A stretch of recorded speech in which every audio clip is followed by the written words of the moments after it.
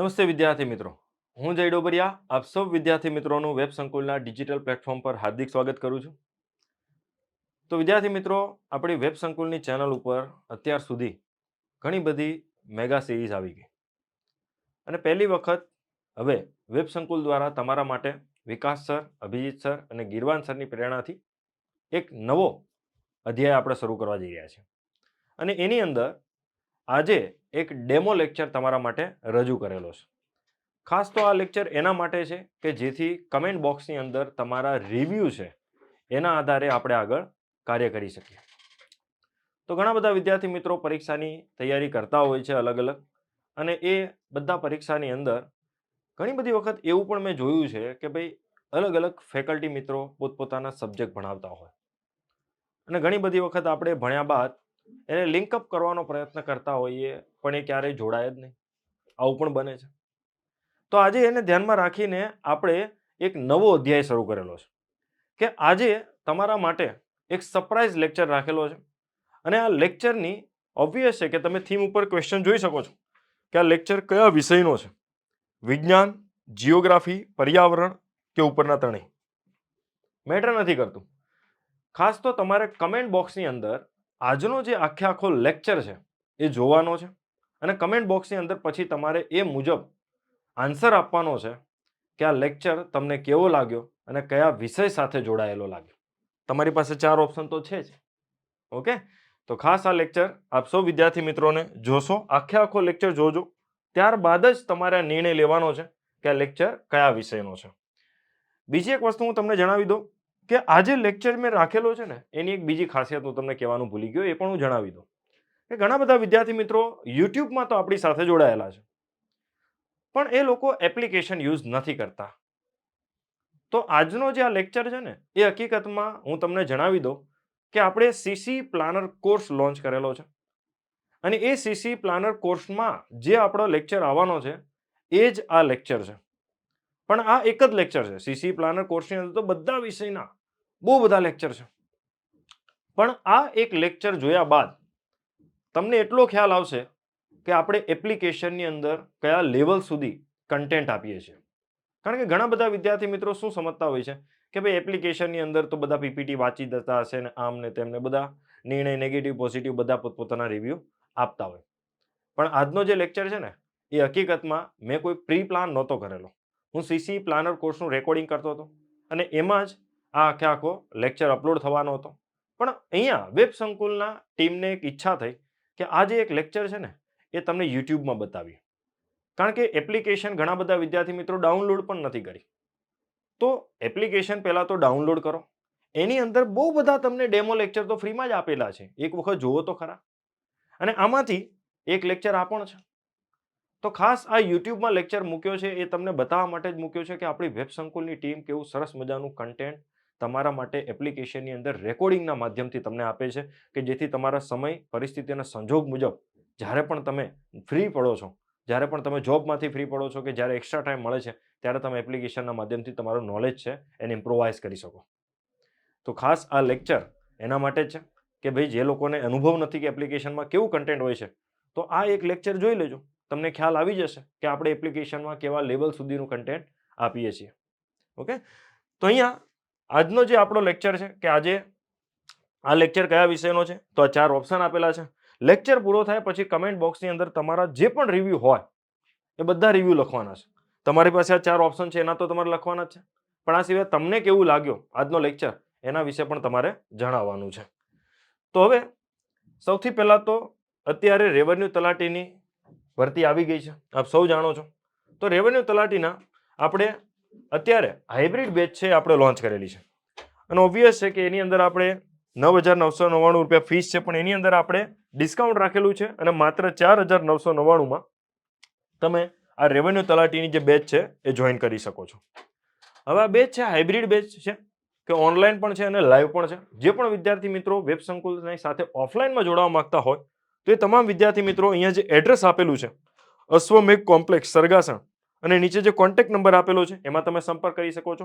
અને જે વિદ્યાર્થી મિત્રોને હાઇબ્રિડ જોડાવાની ઈચ્છા હોય એટલે કે લાઈવ બેચમાં મીન્સ કે આ જ ક્લાસરૂમને જ તમારે લાઈવ જોવો હોય તો પણ તમે આપણી વેબ સંકુલની લાઈવ એપ્લિકેશન છે એ તમે ડાઉનલોડ કરી શકો છો અને અહીંયા નીચે આપેલો કોન્ટેક્ટ નંબર છે ત્યાંથી પણ તમે મદદ મેળવી શકો છો. આ સિવાય અહીંયા બેચની અંદર બંને ઓપ્શન છે કે આપણે એની અંદર પ્રીનું પણ તૈયારી કરાવે છે અને પ્રી પ્લસ મેન્સની પણ તૈયારી કરાવે છે. તો તમારી ઈચ્છા મુજબ તમે જોઈન થઈ શકો છો કે તમારે ક્યાં સુધી જોડાવવું છે.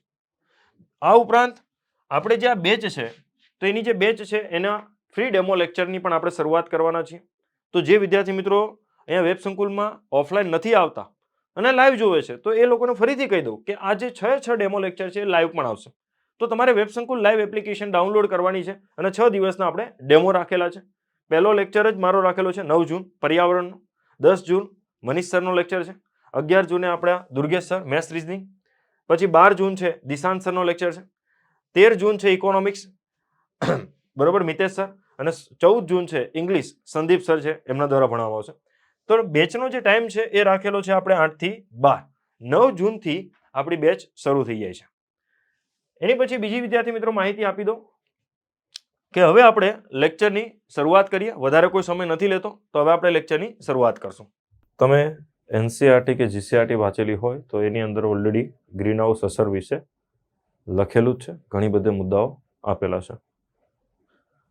તો હવે ગ્રીન હાઉસ અસર હોય છે શું? તો સિમ્પલી આપણે એ જે પુસ્તક આપેલા છે એની અંદર થોડો ઘણો ઇતિહાસ આપણને આપવામાં આવેલો છે, એ ઇતિહાસની આપણે વાત કરીએ.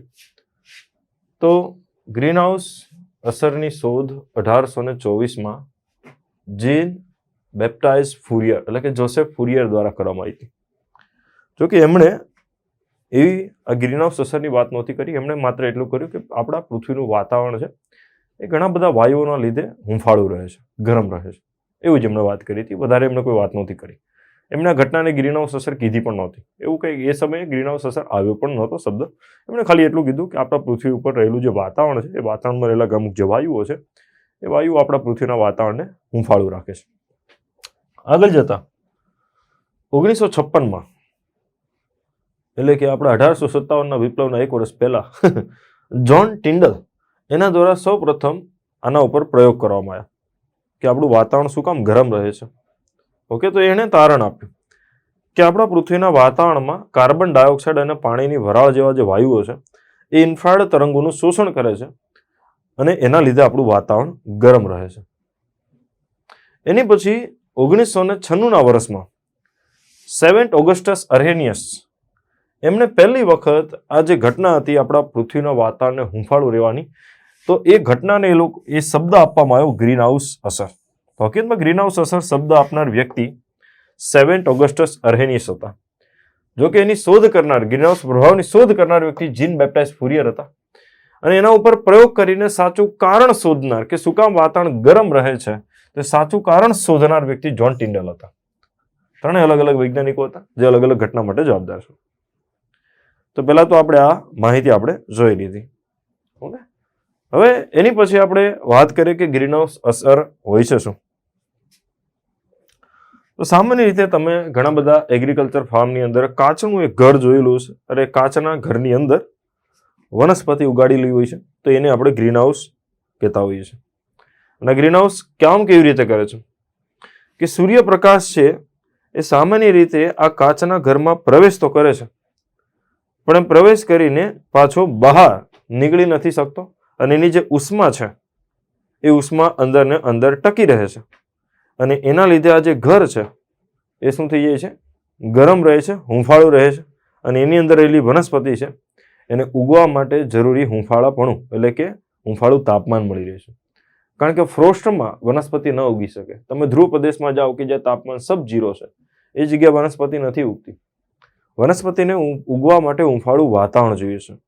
તો એ ઘટના એ જ છે ભાઈ કે આ જે ગ્રીન હાઉસ ઘર છે આપણું એ કેવી રીતે કામ કરતું કે સૂર્યપ્રકાશ એન્ટર તો કરે છે, પણ જ્યારે પરાવર્તન પામે છે તો એ આ ઘરમાંથી બહાર નથી નીકળી શકતો, અને પરિણામે એની ઉષ્મા ત્યાં કેદ થઈ જાય છે. તો આ ઘટનાને સિમ્પલી ગ્રીન હાઉસ અસર કહેવામાં આવે છે, ગ્રીન હાઉસ ઘર કહેવામાં આવતું હોય છે. અને આનો ઉપયોગ ઠંડા પ્રદેશોની અંદર વનસ્પતિ ઉગાડવા માટે ઘણી બધી વખત કરતા હોય છે, અથવા તો જે વનસ્પતિને ઉગાડવા માટે વધારે તાપમાનની જરૂર પડતી હોય તો એ વનસ્પતિને ઉગાડવા માટે પણ ગ્રીન હાઉસ અસરનો ઉપયોગ થતો હોય છે. તો અહીંયા આ બધી વસ્તુ તો ઠીક છે, પણ હું તમને ગ્રીન હાઉસ અસર તમને ડિફરન્ટલી ભણાવવા માંગુ છું. અને ડિફરન્ટલી આપણે ભણવું હોય તો હું તમને એક સરસ મજાનો આખો 1 કલાકનો 1.5 કે 2 કલાકનો જે પણ આપણો ચાલે એ આખો લેક્ચર આપણે જોઈશું.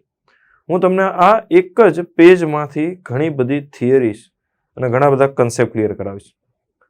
એમાંથી અમુક કન્સેપ્ટ ગ્રીન હાઉસ અસર સાથે સંકળાયેલા છે, અમુક પ્રકાશ સાથે, અમુક મિસાઇલ સાથે, અમુક જીવો સાથે અને અમુક ઘટનાઓ તો પાછી કોમ્યુનિકેશન સાથે પણ સંકળાયેલી છે. તો મજા આવશે આ ટોપિક ભણવાની.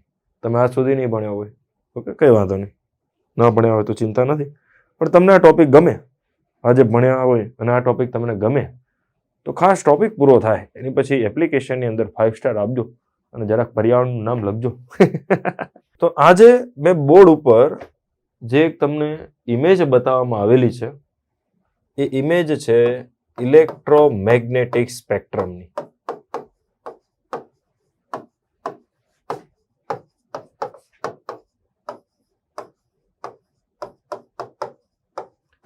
આ એક ઇલેક્ટ્રોમેગ્નેટિક સ્પેક્ટ્રમ છે, એટલે કે આ એક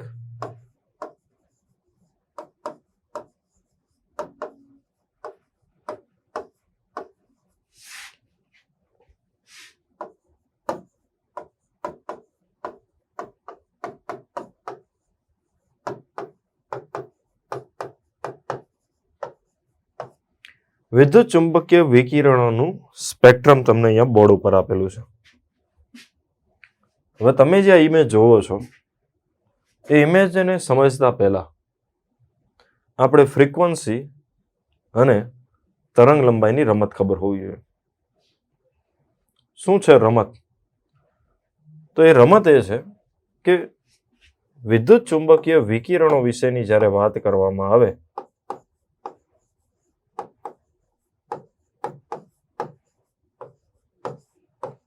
તો સાહેબ કયા કયા વિકિરણોને વિદ્યુત ચુંબકીય વિકિરણો કહેવાય?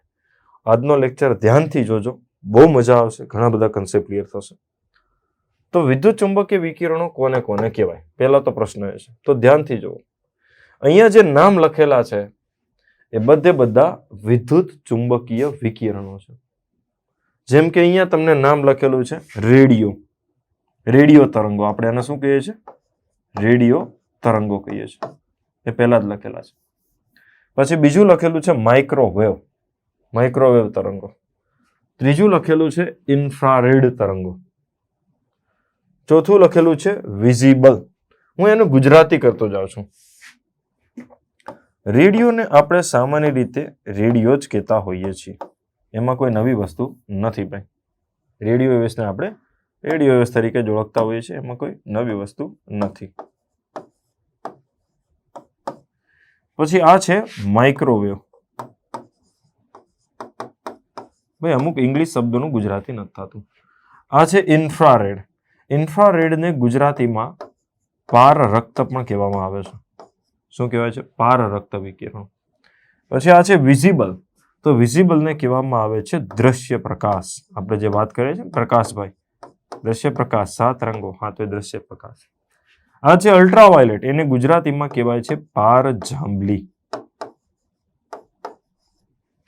આને કહેવાય છે એક્સરે. એ તો ઓબ્વિયસ એક્સરે છે. અને છેલ્લે આવે છે ગામા. કોણ આવે છે? Gamma radiation. અહીંયા તમને બધા વિદ્યુત ચુંબકીય વિકિરણો એક સાથે આપેલા છે. આ બધા અલગ ક્યાં પડે છે? તો આ બધા અલગ પડે છે એમની તરંગ લંબાઈ અને ફ્રીક્વન્સીના આધારે. અને બધા સમાન ક્યાં છે? તો તમામની ઝડપ સમાન છે. હું તમને કહું ને એક્સરેની ઝડપ કેટલી, તો એટલી જ ઝડપ છે જેટલી ગામાની છે. ગામાની કેટલી? તો દ્રશ્ય પ્રકાશની છે, પારરક્તની. આ બધાની ઝડપ સમાન છે. આ બધાની ઝડપ શું છે? સમાન છે. તો આ બધા બદલાય છે ક્યાં? તો આ બધા બદલાય છે એમની ફ્રીક્વન્સી અને તરંગ લંબાઈના આધારે એના અલગ અલગ નામ પડે છે. તો અહીંયા કોઈ પણ વિકિરણ છે, વિદ્યુત ચુંબકીય વિકિરણો, એના વિશેની વાત કરતા હોઈએ તો પહેલા તો આપણને એ ખબર હોવી જોઈએ કે તરંગો 2 પ્રકારના હોય.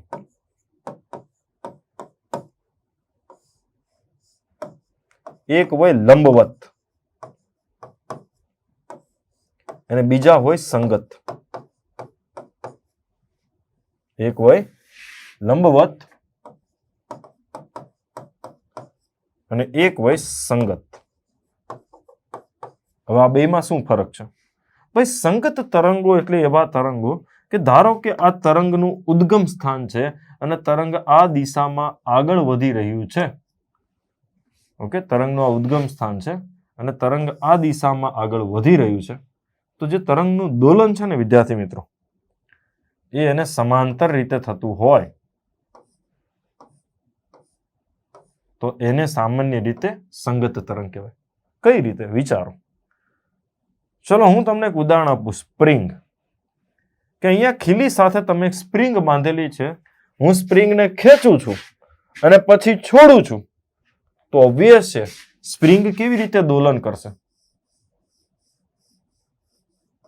આ જ રીતે દોલન કરશે ને. પોતાની જગ્યા ઉપર જ સ્પ્રિંગ શું કરશે? આગળ પાછળ દોલન કરશે. હું અહીંયાથી આ બિંદુ છે ને ખીલી બાંધેલી છે, ત્યાંથી સ્પ્રિંગને કિરણ બાજુ ખેંચું છું અને પછી છોડું છું, તો શું થશે? સ્પ્રિંગ આગળ જશે, દબાશે, ફરીથી પાછી આવશે, દબાશે, ફરીથી પાછી આવશે, દબાશે, ફરીથી પાછી આવશે, દબાશે, ફરીથી પાછી આવશે. જ્યાં સુધી એની પાસે ઉર્જા છે ત્યાં સુધી આગળ પાછળ થતી રહેશે. તો આ તે તરંગનું દોલન થયું, આ દોલનને સંગત દોલન કહેવાય, સંગત તરંગ કહેવાય. આવા જે તરંગો છે કે જે આ રીતે આગળ વધતા હોય તેને સંગત કહેવાય. ચલો અહીંયા તો એક તમને અહીંયા ઉદાહરણ આપ્યું. કયું ઉદાહરણ? સ્પ્રિંગ, સ્પ્રિંગનું દોલન. પછી બીજું કયું? તો બીજું આવે ધ્વનિ. કોણ આવશે? ધ્વનિના તરંગો. હવે ધ્વનિના તરંગો કેમ કામ કરે? ચલો અહીંયા હું તમને એક વસ્તુ ખબર હોવી જોઈએ કે ધ્વનિના તરંગો છે ને યાંત્રિક તરંગો છે. ધ્વનિના તરંગો કેવા છે? યાંત્રિક તરંગો છે. આનો મતલબ ધ્વનિને આગળ વધવું હોય તો કોઈ માધ્યમની જરૂર પડે. કોની જરૂર પડે? માધ્યમની જરૂર પડે. એના વગર ધ્વનિ આગળ ન વધે. માધ્યમ એટલે ઘન, પ્રવાહી, વાયુ, આ માધ્યમ કહેવાય. હું અત્યારે ઉભો છું, કયું માધ્યમ છે? હવાનું માધ્યમ છે. તો ધ્વનિના તરંગોને આગળ વધવું હોય તો કોઈ ને કોઈ માધ્યમ જોઈએ, કાં તો ઘન જોઈએ, કાં તો પ્રવાહી જોઈએ, કાં તો વાયુ જોઈએ. ધ્વનિનો વેગ સૌથી વધારે ક્યાં હોય? ઘન માધ્યમમાં, પ્રવાહી માધ્યમમાં કે વાયુના માધ્યમમાં? તો ઘન માધ્યમમાં હોય. ધ્વનિનો સૌથી વધારે વેગ ક્યાં હોય? ઘન માધ્યમમાં. 5000 કિલોમીટર પર સેકન્ડ. એક સેકન્ડમાં ધ્વનિ ઘન માધ્યમમાં 5000 મીટર અંતર કાપે. અને એટલા માટે જ રેલવેના પાટા ઉપર તમે કાન રાખો તો ટ્રેન ભલે ન દેખાતી હોય પણ ટ્રેનનું વાઇબ્રેશન તમારા કાન સુધી પહોંચી જાય છે, ટ્રેનના પાટા ઉપર. તો પાટો કેવો છે? ઘન છે. તો ટ્રેનનો ધ્વનિ મીન્સ કે ધ્વનિ છે એ સૌથી વધારે ઝડપથી ઘન માધ્યમમાં આગળ વધે. પછી પ્રવાહી માધ્યમમાં 1500 કિલોમીટર પર સેકન્ડ જેટલી ઝડપથી આગળ વધે. છેલ્લે આવે વાયુ, 332 મીટર પર સેકન્ડ. એટલે કે એક સેકન્ડમાં ધ્વનિ 332 મીટર દૂર જાય, એનાથી વધારે દૂર જાય નહીં. એક સેકન્ડમાં ધ્વનિ કેટલી દૂર થાય? 332. બીજી સેકન્ડે બીજા 332. અને એટલા માટે જ ફટાકડો ફૂટે તો પહેલા દેખાય કે ફટી ગયો, પણ અવાજ છે બરોબર એ રહીને આવે. તો જો ફટાકડો ફૂટે અને તમારે જોવું હોય કે ફટાકડો કેટલા દૂર ફૂટ્યો છે, ત્યારે સેકન્ડ ગણવા માંડવાની કે ફટાકડો ફૂટ્યો 1 2 3 4 5 6 અવાજ આવ્યો, હા આવી ગયો. તો મતલબ 6 સેકન્ડ પછી અવાજ આવ્યો, 332 ગુણ્યા 6 કરી દેવાના, એટલા કિલોમીટર દૂર ફટાકડો ફૂટ્યો હશે. નહીં ખબર પડે. આ ઉદાહરણ ધ્યાનથી વિચારજો. તો અહીંયા હું તમને એ કહું છું કે ધ્વનિના તરંગો યાંત્રિક તરંગો કહેવાય. કેમ? એને પસાર થવા માધ્યમ જોઈએ. તો ઘન માધ્યમમાં સૌથી વધારે ઝડપથી દૂર જાય. કેમ? ઘન માધ્યમમાં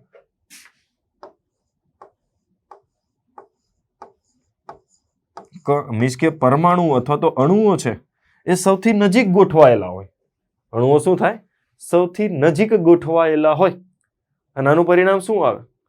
હવે ધ્વનિ પહેલા તો આગળ કેવી રીતે વધે એને આપણે સમજીએ. જો કે ધ્વનિ છે ને એ કેવી રીતે આગળ વધે. તો હું અહીંયા બોલું છું, ધારો કે અહીંયા જ્યાં સ્પ્રિંગ હતી ત્યાં જ હું બોલું છું, સ્પીકર મૂક્યું છે, હું બોલું છું. તો મારા અને અહીંયા કોઈ વ્યક્તિ ઊભો છે, એ વ્યક્તિના કાન વચ્ચે હવાના કણો હશે કે નહીં ભાઈ?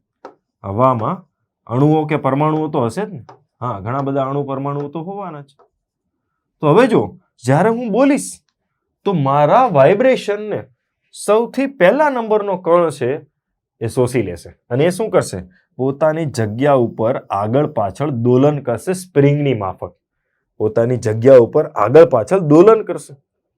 હવે એ દોલન કરશે તો એ પોતાની ઉર્જા બાજુવાળાને આપશે અને એ પોતે પણ દોલન કરશે. અને એની પછીનો વ્યક્તિ છે, બરોબર, એ પણ દોલન કરશે. 3 નંબર, 3 નંબર પછી 4 નંબર વાળો, 4 નંબર પછી 5 નંબર વાળો, 5 નંબર વાળો 6 નંબર વાળાને, 6 નંબર વાળો 7 number, 7 number 8 number, 8 number 9 number, 9 number 10 number, 10 number 11 number. તો અહીંયા દોલન આગળ પાછળ થશે અને એક અણુ બીજા અણુને પોતાની ઉર્જા ટ્રાન્સફર કરશે. અને ક્યાં સુધી આ ટ્રાન્સફર થશે? તો જ્યાં સુધી ઉર્જા પૂરી નહીં થઈ જાય ત્યાં સુધી. ધીમે ધીમે ઉર્જા ઘટતી જ જાય, મને ખબર જ છે. અને એટલા માટે જો બોલું છું તો એક લિમિટેડ અંતર સુધી જ સંભળાશે. એવું નથી કે હું બોલું અમેરિકા સુધી સંભળાય ના. કેમ? ઉર્જા પૂરી થઈ જાય અણુઓની, વાઇબ્રેશનની. તો અહીંયા ધ્વનિના તરંગો છે એ પોતાની જગ્યા ઉપર જ આગળ પાછળ દોલન કરે છે. અને એટલા માટે ધ્વનિના તરંગો સંગત તરંગો કહેવાય કે ધ્વનિ આ દિશામાં જતું હોય તો તરંગો આ રીતે દોલન કરે. અને એટલા માટે તમે સ્પીકર જોજો કે ધારો કે સ્પીકર આ રીતે ઉભેલું હોય અને તમે અહીંયા સામે ઉભા હો તો સ્પીકરનું જે વચ્ચેનો જે ગોળ ભાગ છે એ જોજો આગળ પાછળ થતો હોય. એ આમ ઉપર નીચે ન થાય. આ સ્પીકર હોય તો સ્પીકરનો ભાગ વચ્ચે જે ગોળ છે એ આગળ પાછળ થશે અને એ અણુઓને શું કરશે? ધક્કો આપશે, પાછા લેશે, ધક્કો આપશે, પાછા આપશે. Depression, compression, depression, compression. અને એનાથી શું થશે? ધ્વનિ દૂર સુધી જશે. તો અહીંયા ધ્વનિના તરંગો કેવા તરંગો છે? સંગત. અને બીજા આવે લંબવત. બીજા કેવા આવે? લંબવત. તો લંબવત તરંગો કેવી રીતે કામ કરે? તો ભાઈ લંબવત તરંગો છે, તરંગ જે દિશામાં આગળ જતું હોય, ધારો કે અહીંયાથી તરંગ નીકળ્યું છે અને આ દિશામાં જાય છે તો એ સામાન્ય રીતે એને લંબ રીતે દોલન કરતું હોય. કેવી રીતે? લંબ રીતે દોલન કરતું હોય. ઉપર ગયું, નીચે આવ્યું, ઉપર ગયું, નીચે આવ્યું, ઉપર ગયું, નીચે આવ્યું. જેમ કે પાણીના વમળ.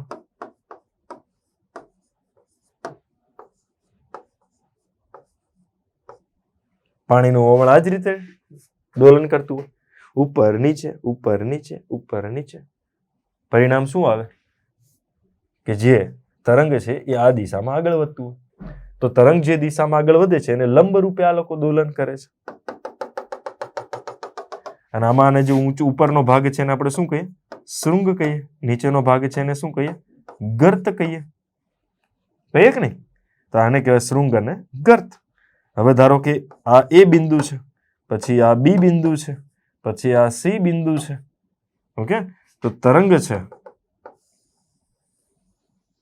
એ ધારો કે અહીંયા હવે પહેલી વસ્તુ કે એ થી બી વચ્ચે એક ચક્ર પૂરું થાય છે, એક વખત શૃંગ, એક વખત ગર્ત પૂરું થાય છે. તો એ થી બી વચ્ચેનું જે અંતર છે એને તરંગ લંબાઈ કહેવાય. શું કહેવાશે? તરંગ લંબાઈ. અને તરંગ લંબાઈનો વૈજ્ઞાનિક ભાષામાં એકમ છે લેમ્બડા. શું એકમ છે? લેમ્બડા. ઓકે. અને હવે તરંગ લંબાઈ તમને સમજાઈ ગઈ કે એ થી બી સુધીની લંબાઈ તરંગ લંબાઈ.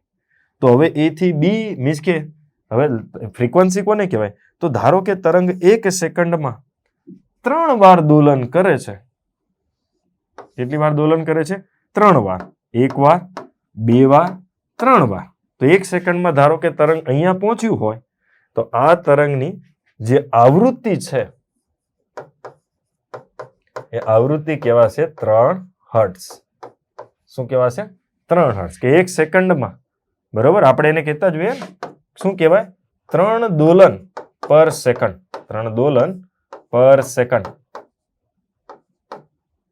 અને સેકન્ડ છે એનું તમે મીન્સ કે અહીંયા શું કહેવાશે? 3 દોલન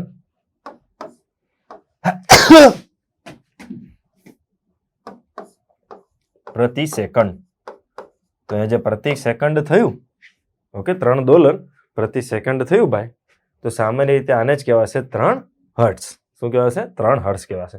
ધારો કે તરંગ 1 સેકન્ડમાં 50 વાર દોલન કરે, 1 સેકન્ડમાં 50 વાર દોલન કરે તો એની ફ્રીક્વન્સી કહેવાય 50 હર્ટ્ઝ. વિદ્યુત, વીજળી, અલ્ટરનેટિંગ કરંટ. ધારો કે તરંગ 1 સેકન્ડમાં 60 વખત દોલન કરે તો 60 હર્ટ્ઝ. ધારો કે તરંગ 1 સેકન્ડમાં 100 વખત દોલન કરે તો 100 હર્ટ્ઝ. 1 સેકન્ડમાં 1 લાખ વખત દોલન કરે તો એને કહેવાય 1 લાખ હર્ટ્ઝ. તો આ રીતે. તો અહીંયા તરંગની આ થઈ તરંગ લંબાઈ. તરંગની શું થયા? તરંગ લંબાઈ. અને 1 સેકન્ડમાં જેટલા દોલન કરીને દૂર સુધી જાય તો એ જે છે મીન્સ કે એક વખતમાં જેટલા તરંગ દોલન મીન્સ કે જેટલી વખત દોલન કરે છે તો એને કહેવાય એની ફ્રીક્વન્સી એટલે કે હર્ટ્ઝ. તો અહીંયા તમે જે ધ્વનિના તરંગો, જે પાણીનું વમળ છે, પાણીનું વમળ કેવું કહેવાય? લંબવત કહેવાય. હવે બીજા નંબરમાં આપણા જે વિદ્યુત ચુંબકીય વિકિરણો છે, કયા? વિદ્યુત ચુંબકીય વિકિરણો કે જે હું તમને અત્યારે ભણાવવાની વાત કરું છું, એ વિદ્યુત ચુંબકીય વિકિરણો છે એ પણ હકીકતમાં કેવા તરંગો છે? તો લંબવત તરંગો છે. કેવા છે? લંબવત તરંગો છે. વિદ્યુત ચુંબકીય વિકિરણો કેવા તરંગો છે? લંબવત તરંગો છે. આ વસ્તુ યાદ રાખજો. તો હવે વિદ્યુત ચુંબકીય વિકિરણો વિશે એક વસ્તુ ફિક્સ થઈ ગઈ કે વિદ્યુત ચુંબકીય વિકિરણો છે એ કેવા તરંગો છે? તો એ લંબવત તરંગો છે. અને આ તરંગોને પસાર થવા માટે કોઈ માધ્યમની જરૂર પડતી નથી. જો ધ્વનિના તરંગને પસાર થવું હોય તો માધ્યમ જોઈએ. કાં તો એને ઘન રચકણો જોઈએ, કાં તો પ્રવાહી જોઈએ, કાં તો વાયુ જોઈએ. ઓકે, ઘન સૌથી નજીક હોય તો ધ્વનિ સૌથી દૂર જાય. ઓકે, વાયુ સૌથી વધારે દૂર દૂર રચકણો હોય તો ઓછો દૂર જાય. તો ધ્વનિની સૌથી વધારે ઝડપ ઘન માધ્યમમાં હોય, સૌથી ઓછી ઝડપ વાયુ માધ્યમમાં. અને શૂન્ય અવકાશમાં ધ્વનિ હોય જ નહીં. સ્પેસમાં જઈને તમે ગમે એટલી રાડો નાખો, બીજાના કાન સુધી પહોંચે જ નહીં. કેમ? તમારા અવાજ અને એના કાન વચ્ચે કોઈ રચકણો કઈ છે જ નહીં. શૂન્ય અવકાશ છે ને, મજાની વસ્તુ. તો ભાઈ અહીંયા સમજવાની બાબત એ છે કે તરંગો બે પ્રકારના, સંગત અને લંબવત. ધ્વનિના તરંગો કેવા છે? સંગત છે અને સાથોસાથ બિનયાંત્રિક છે. જ્યારે વિદ્યુત ચુંબકીય વિકિરણો કેવા છે? લંબવત છે. વિદ્યુત ચુંબકીય વિકિરણો કેવા છે?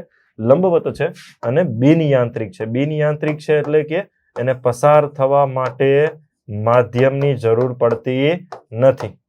સૂર્યમાંથી ઘણા બધા વિદ્યુત ચુંબકીય વિકિરણો નીકળે છે, પૃથ્વી સુધી આવે છે. પૃથ્વી અને સૂર્ય વચ્ચે જે હજારો લાખો કિલોમીટરનું અંતર છે એમાં નર્યો શૂન્ય અવકાશ છે, કાંઈ છે જ નહીં. તેમ છતાં સૂર્યમાંથી વિકિરણો નીકળીને પૃથ્વી સુધી આવે છે. તો ખબર પડે કે વિદ્યુત ચુંબકીય વિકિરણોને કોઈ માધ્યમની જરૂર પડતી નથી. તો વિદ્યુત ચુંબકીય વિકિરણો લંબવત છે અને માધ્યમની જરૂર નથી પડતી, એટલા માટે બિનયાંત્રિક છે. જેને માધ્યમની જરૂર પડે ને એને યાંત્રિક કહેવાય. જેને માધ્યમની જરૂર ન પડે એને બિનયાંત્રિક કહેવાય. ઓકે, એ લખી દઉં છું.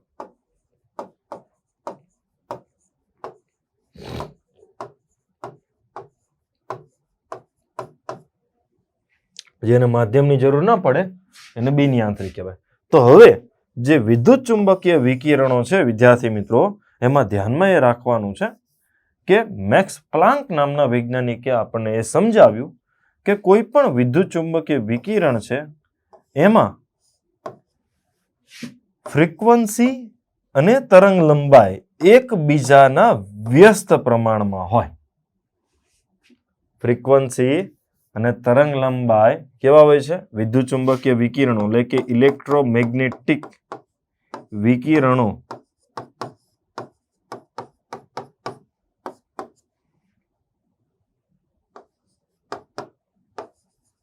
માં ફ્રીક્વન્સી એટલે શું? આવૃત્તિ. અને તરંગ લંબાઈ એટલે કે વેવલેન્થ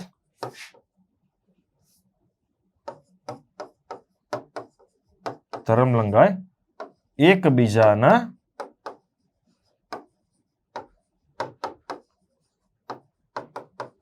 વ્યસ્ત પ્રમાણમાં હોય છે.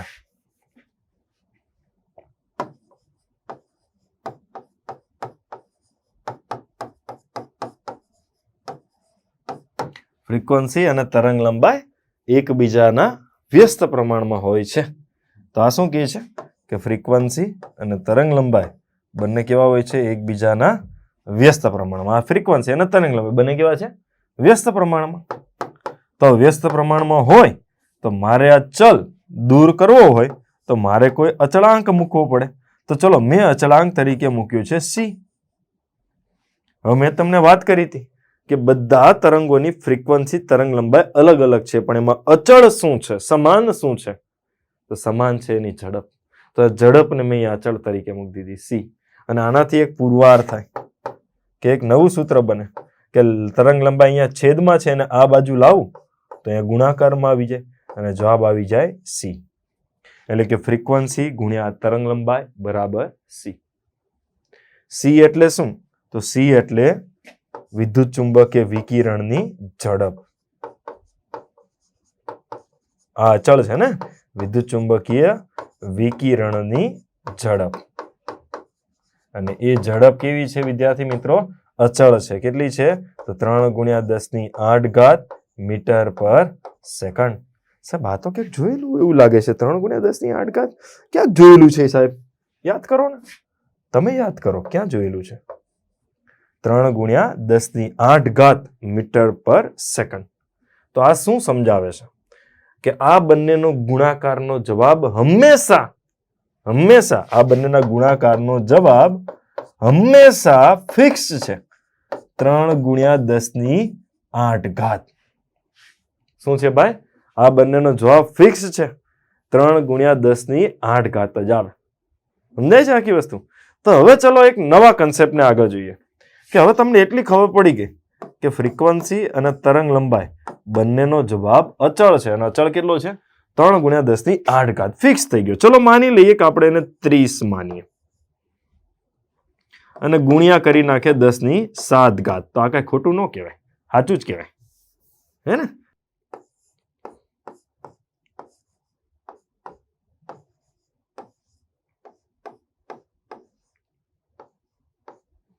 ચલો 10⁸ ના બદલે 7 કરી દીધું, આગળ 3 ની આગળ મીંડું લગાવી દીધું. આ ખોટું ન કહેવાય. જે ગણિત ભણ્યા હોય ખબર હોય, અને જેના ન ખબર પડતી હોય ને ગણિતમાં તરુણ સાહેબના લેક્ચર જોઈને આવે. બરોબર? તગારા ભરવાની જરૂર નથી. ઓકે? હા. હવે એ જો કે f ગુણ્યા લેમડા બરાબર 30 ગુણ્યા 10⁷. ચલો આ જવાબ ફિક્સ થઈ ગયો. ચલો માની લઈએ કે ભાઈ ફ્રીક્વન્સી છે, બરાબર? ચલો આપણે 10⁷ ઉડાડી દઈએ અને આપણે અચળને અચળ જ માનીએ. કોઈ એક આંકડો લઈ લે 36. ચલો કે આ બંનેનો ગુણાકારનો જવાબ 36 આવે છે. તો ચલો પહેલા આપણે એવું માનીએ,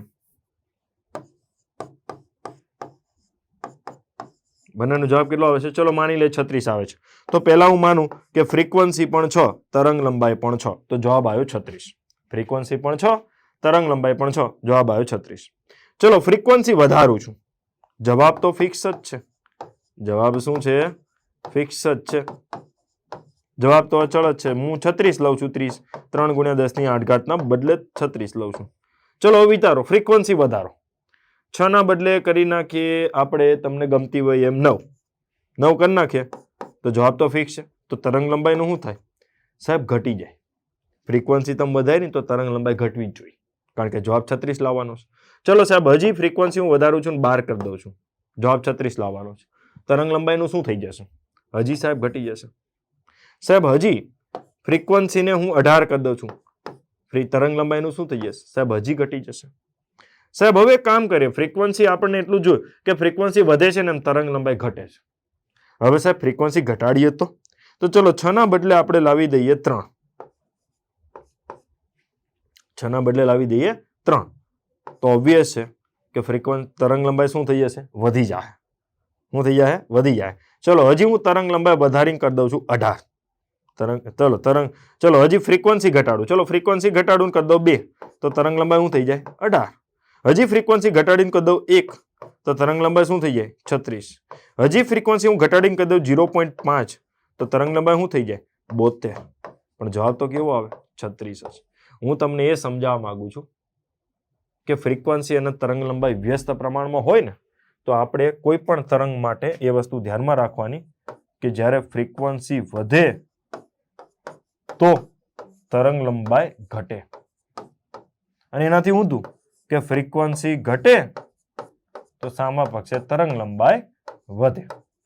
પણ જવાબ અચળ રહે 3 ગુણ્યા 10⁸ મીટર પર સેકન્ડ. ઓકે, તો આટલું તમારા દિમાગમાં હોવું જોઈએ. તો હવે હું તમને ઓલી ઇમેજ ઉપર લઈ જાઉં. કઈ ઇમેજ ઉપર? હા, આ ઇમેજ ઉપર. કે અહીંયા મેં તમને 1 2 3 4 5 6 અને 7 ટોટલ 7 વિદ્યુત ચુંબકીય વિકિરણ આપેલા છે. બધાની ઝડપ ફિક્સ છે. કેટલી છે? ફિક્સ એટલે કેટલી છે સાહેબ? તો બધાની ઝડપ ફિક્સ છે 3 ગુણ્યા 10⁸ મીટર પર સેકન્ડ. બધાની ઝડપ ફિક્સ છે, પણ હવે આમાં સૌથી વધારે ફ્રીક્વન્સી કોની છે? તો તમે તરંગના દોલનની ઇમેજના આધારે જોઈ શકો છો કે સાહેબ સૌથી વધારે ફ્રીક્વન્સી ગામાની છે. કેમ? તમે જુઓ અહીંયા કે અહીંયા તરંગ 1 સેકન્ડમાં તમે એ ક્લિયરલી જોઈ શકો છો વિદ્યાર્થી મિત્રો કે અહીંયા તરંગ 1 સેકન્ડમાં કેટલી બધી વખત દોલન કરે છે. જો 1 સેકન્ડમાં ખૂબ વધારે દોલન કરે છે, તો અહીંયા ફ્રીક્વન્સી વધારે છે. જ્યારે અહીંયા તમે જુઓ કે અહીંયા તરંગ લંબાઈ વધારે છે, અહીંયા તરંગ લંબાઈ કેવી છે? વધારે. અહીંયા તરંગ લંબાઈ એકદમ નાની છે. અહીંયા એક તરંગ મીન્સ કે એક તરંગની લંબાઈ જો એકદમ શોર્ટ છે. તો અહીંયા તમને એટલી ખબર પડે કે અહીંયા જે ગામા છે ને, ગામા એની ખાસિયત શું છે? તો ગામાની ભાઈ ખાસિયત એ છે કે ગામાની ફ્રીક્વન્સી અતિશય વધારે છે, પણ તરંગ લંબાઈ સૌથી ઓછી છે. તરંગ લંબાઈ કેવી છે? સૌથી ઓછી. અને ફ્રીક્વન્સી સૌથી વધારે. અને તરંગ લંબાઈ સૌથી ટૂંકી. શું કહેવાય? સૌથી ટૂંકી કહેવાય, કારણ કે લંબાઈ છે. અને એની જગ્યાએ અહીંયા રેડિયોમાં, તો સાહેબ રેડિયોમાં ફ્રીક્વન્સી સૌથી ઓછી છે. ફ્રીક્વન્સી કેવી છે?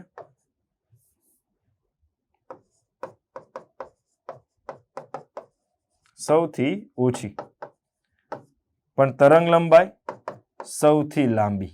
તરંગ લંબાઈ કેવી છે? સૌથી લાંબી છે. હવે ધ્યાનથી જોજો કે આની તરંગ લંબાઈ સૌથી લાંબી છે અને તરંગ લંબાઈ સૌથી ઓછી છે, અને ફ્રીક્વન્સી સૌથી વધારે છે અને ફ્રીક્વન્સી સૌથી ઓછી છે. તો સાહેબ આ બધું હું કામ ભણાવો છો? શાંતિ રાખો, એના માટે જ ભણાવું છું કે જેથી તમને આખું દિમાગમાં ઉતરે, બહુ બધી વસ્તુ દિમાગમાં એક સાથે ઉતરે. તો જો ભાઈ, જેની ફ્રીક્વન્સી સૌથી વધારે હોય ને એની તરંગ લંબાઈ સૌથી ટૂંકી જ હોવાની. આ તો નિયમ જ છે, હે ને? તો હવે આ શું બતાવે ખબર? હવે એ બીજી એક વસ્તુ, જેની ફ્રીક્વન્સી સૌથી વધારે હોય ને, ઓકે, જેની ફ્રીક્વન્સી સૌથી વધારે હોય ને એની પારગમ્યતા પણ વધારે હોય. શું હોય? પારગમ્યતા. કોઈ પણ વસ્તુમાંથી પસાર થઈ જવાની ક્ષમતા. શું છે ભાઈ? કોઈ પણ વસ્તુમાંથી પસાર થવાની ક્ષમતા. અને એને શું કહેવાય? પારગમ્યતા. તો જેની ફ્રીક્વન્સી વધારે હોય ને એની પારગમ્યતા વધારે હોય. મતલબ કોઈ પણ જગ્યાએ પરમાણુ બ્લાસ્ટ થાય તેમાંથી આલ્ફા, બીટા, ગામા ત્રણેય વિકિરણો નીકળે. જો કે આમાં આલ્ફા બીટા તો કણો છે, પાર્ટિકલ્સ છે, જ્યારે ગામા વિદ્યુત ચુંબકીય વિકિરણ છે. આલ્ફા અને બીટા તો પાર્ટિકલ્સ છે. આલ્ફા એટલે કે 2 પ્રોટોન 2 ન્યુટ્રોન થી બનતો એક કણ, જ્યારે બીટા એટલે એક પ્રકારનો ઇલેક્ટ્રોન, અને ગામા એક પ્રકારનું વિકિરણ છે. શું છે? વિકિરણ. વિજ્ઞાન ધોરણ 8 ની બુક. હા, ગમે એટલું વિજ્ઞાન ભણાવનાર ઇન્ટેલિજન્ટ હોય તો નથી ભણાવતો, આપણે ધ્યાન રાખવાનું. હવે જો અહીંયા ધ્યાનથી સાંભળો કે અહીંયા જે ગામા છે ને એ વિદ્યુત ચુંબકીય વિકિરણ. હવે એની ફ્રીક્વન્સી સૌથી વધારે, તો એની પારગમ્યતા એટલે કે કોઈ પણ વસ્તુમાંથી પસાર થવાની સૌથી સારી ક્ષમતા ધરાવે. આરામથી પસાર થઈ જાય. જેમ કે કોઈ જગ્યાએ પરમાણુ બોમ્બનો બ્લાસ્ટ થાય અને ગામા રેડિયેશન ફેલાય, તો ગામા રેડિયેશન તમારા શરીરની આર પાર નીકળી જાય. શું થાય? આર પાર નીકળી જશે, એ અટકશે નહીં. અને એની જગ્યાએ બીજું શું આવશે? તો સાહેબ આવું તો અમે જોયું છે કે શરીરની આર પાર નીકળી જાય એવી વસ્તુને એક્સરે કહેવાય. શું કહેવાય? એક્સરે. પણ એક્સરે સંપૂર્ણપણે શરીરની આર પાર નથી નીકળતું, એ હાડકા પાસે અટકે છે, અને એટલા માટે તમને હાડકાની ઇમેજ આપે છે, શરીરના હાડકાની ઇમેજ. જો મારી પાસે ગામા કેમેરો હોય ને તમારો ફોટો પાડું ને તો કાંઈ ન આવે. કેમ? ગામા તમારા શરીરની આર પાર નીકળી જાય. પણ હું એક્સરે લઈને તમારો ફોટો પાડીશ તો શું બતાવશે? તમારા હાડકા બતાવશે. તો અહીંયા જો જેમ જેમ ઉર્જા ઘટે ને તેમ તેમ પારગમ્યતા ઘટતી જાય. જો અહીંયા હું તમને એ કહેવા માંગુ છું, જેની ફ્રીક્વન્સી સૌથી વધારે એની ઉર્જા પણ સૌથી વધારે. જો અહીંયા લખું છું, જેની ફ્રીક્વન્સી વધુ એની ઉર્જા પણ વધુ. તો સૌથી વધુ ઉર્જા કોણ ધરાવે? ગામા. સૌથી વધારે ઉર્જા કોણ ધરાવે? ગામા. અને જેની ઉર્જા વધારે ને એ આર પાર થઈ જાય, પણ એ દૂર સુધી ન જાય, પણ દૂર સુધી જાય નહીં. બરોબર? તો ગામા દૂર સુધી નહીં જાય, પણ તમારા શરીરની આર પાર થઈ જશે. સમજાય છે?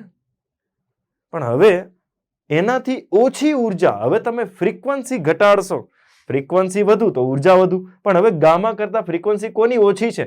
તો એક્સરેની.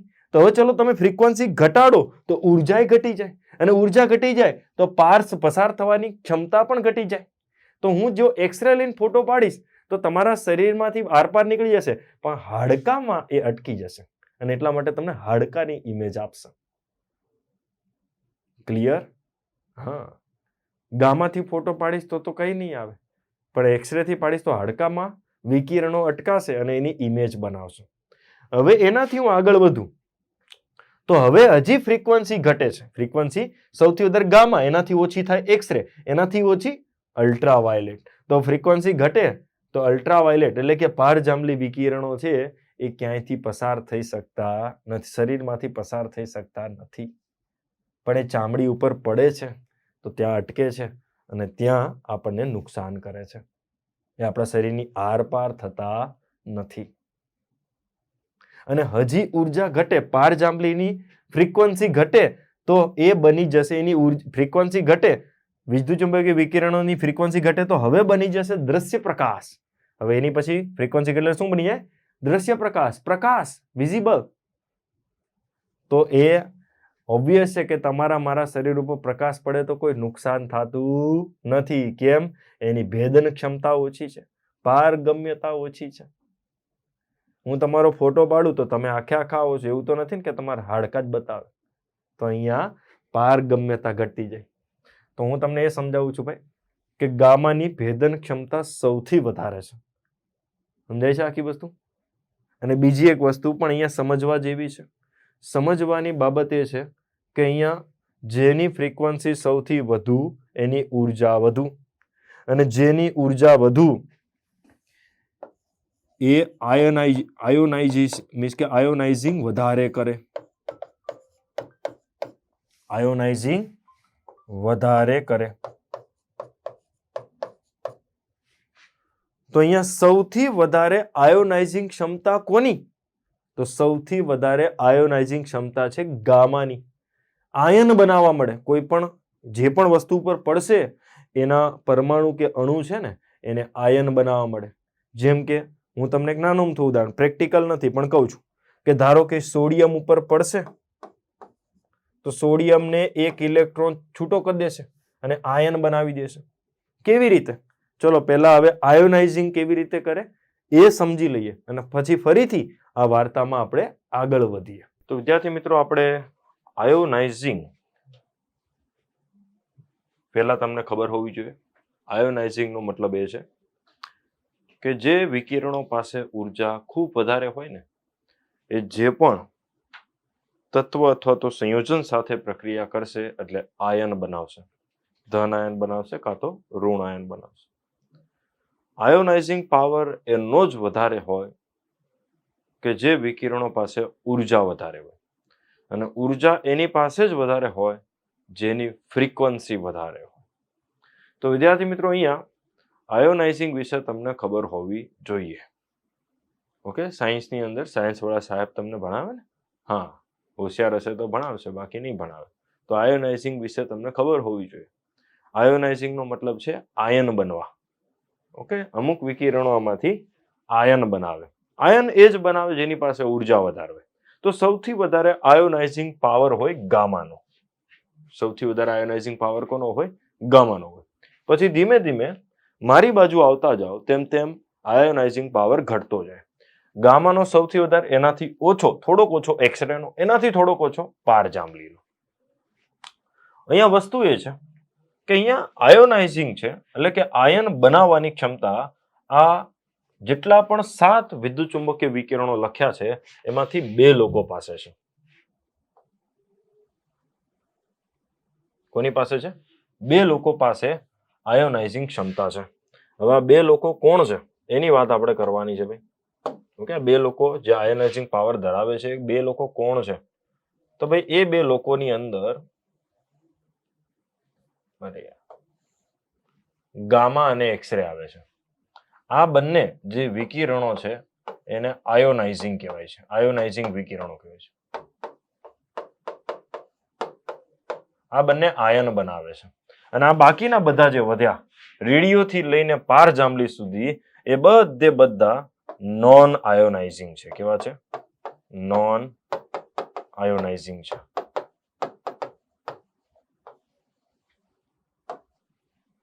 કેમ કે એમની ઉર્જા ઓછી છે. બરાબર, તો અહીંયા ધ્યાનથી જોજો કે સૌથી વધારે આયોનાઇઝિંગ પાવર ગામાનો, પછી એક્સરેનો, એનાથી ઓછો પારજાંબલી. એટલે પારજાંબલી લગભગ આયન બન. મીન્સ કે હવે અહીંયા બરોબર પારજાંબલી વિકિરણોની અંદર પણ ખાસિયત છે કે અહીંયા જે અલ્ટ્રાવાયોલેટ એટલે કે પારજાંબલી વિકિરણો લખ્યા છે એની અંદર 3 ડિવિઝન પડે છે. ધ્યાનથી જોજો કે અહીંયા 3 ડિવિઝન પડે છે. હવે 3 ડિવિઝન કયા? આ જે પારજાંબલીનું જે સ્પેક્ટ્રમ આટલું છે એના 3 ભાગ પડે છે. એક આ ભાગ, બીજો આ ભાગ. હવે એમાં જે સૌથી વધારે ફ્રીક્વન્સી ધરાવતો ભાગ છે એ છે અલ્ટ્રાવાયોલેટ સી. વચ્ચેનો જે સ્પેક્ટ્રમ છે એ છે અલ્ટ્રાવાયોલેટ બી. એની પછીનું જે સ્પેક્ટ્રમ છે એ છે અલ્ટ્રાવાયોલેટ એ. તો 3 માંથી એટલે કે આને કહેવાય છે, આ જે ભાગ છે એને કહેવાય છે અલ્ટ્રાવાયોલેટ એ, આને કહેવાય છે અલ્ટ્રાવાયોલેટ બી, આને કહેવાય છે અલ્ટ્રાવાયોલેટ સી.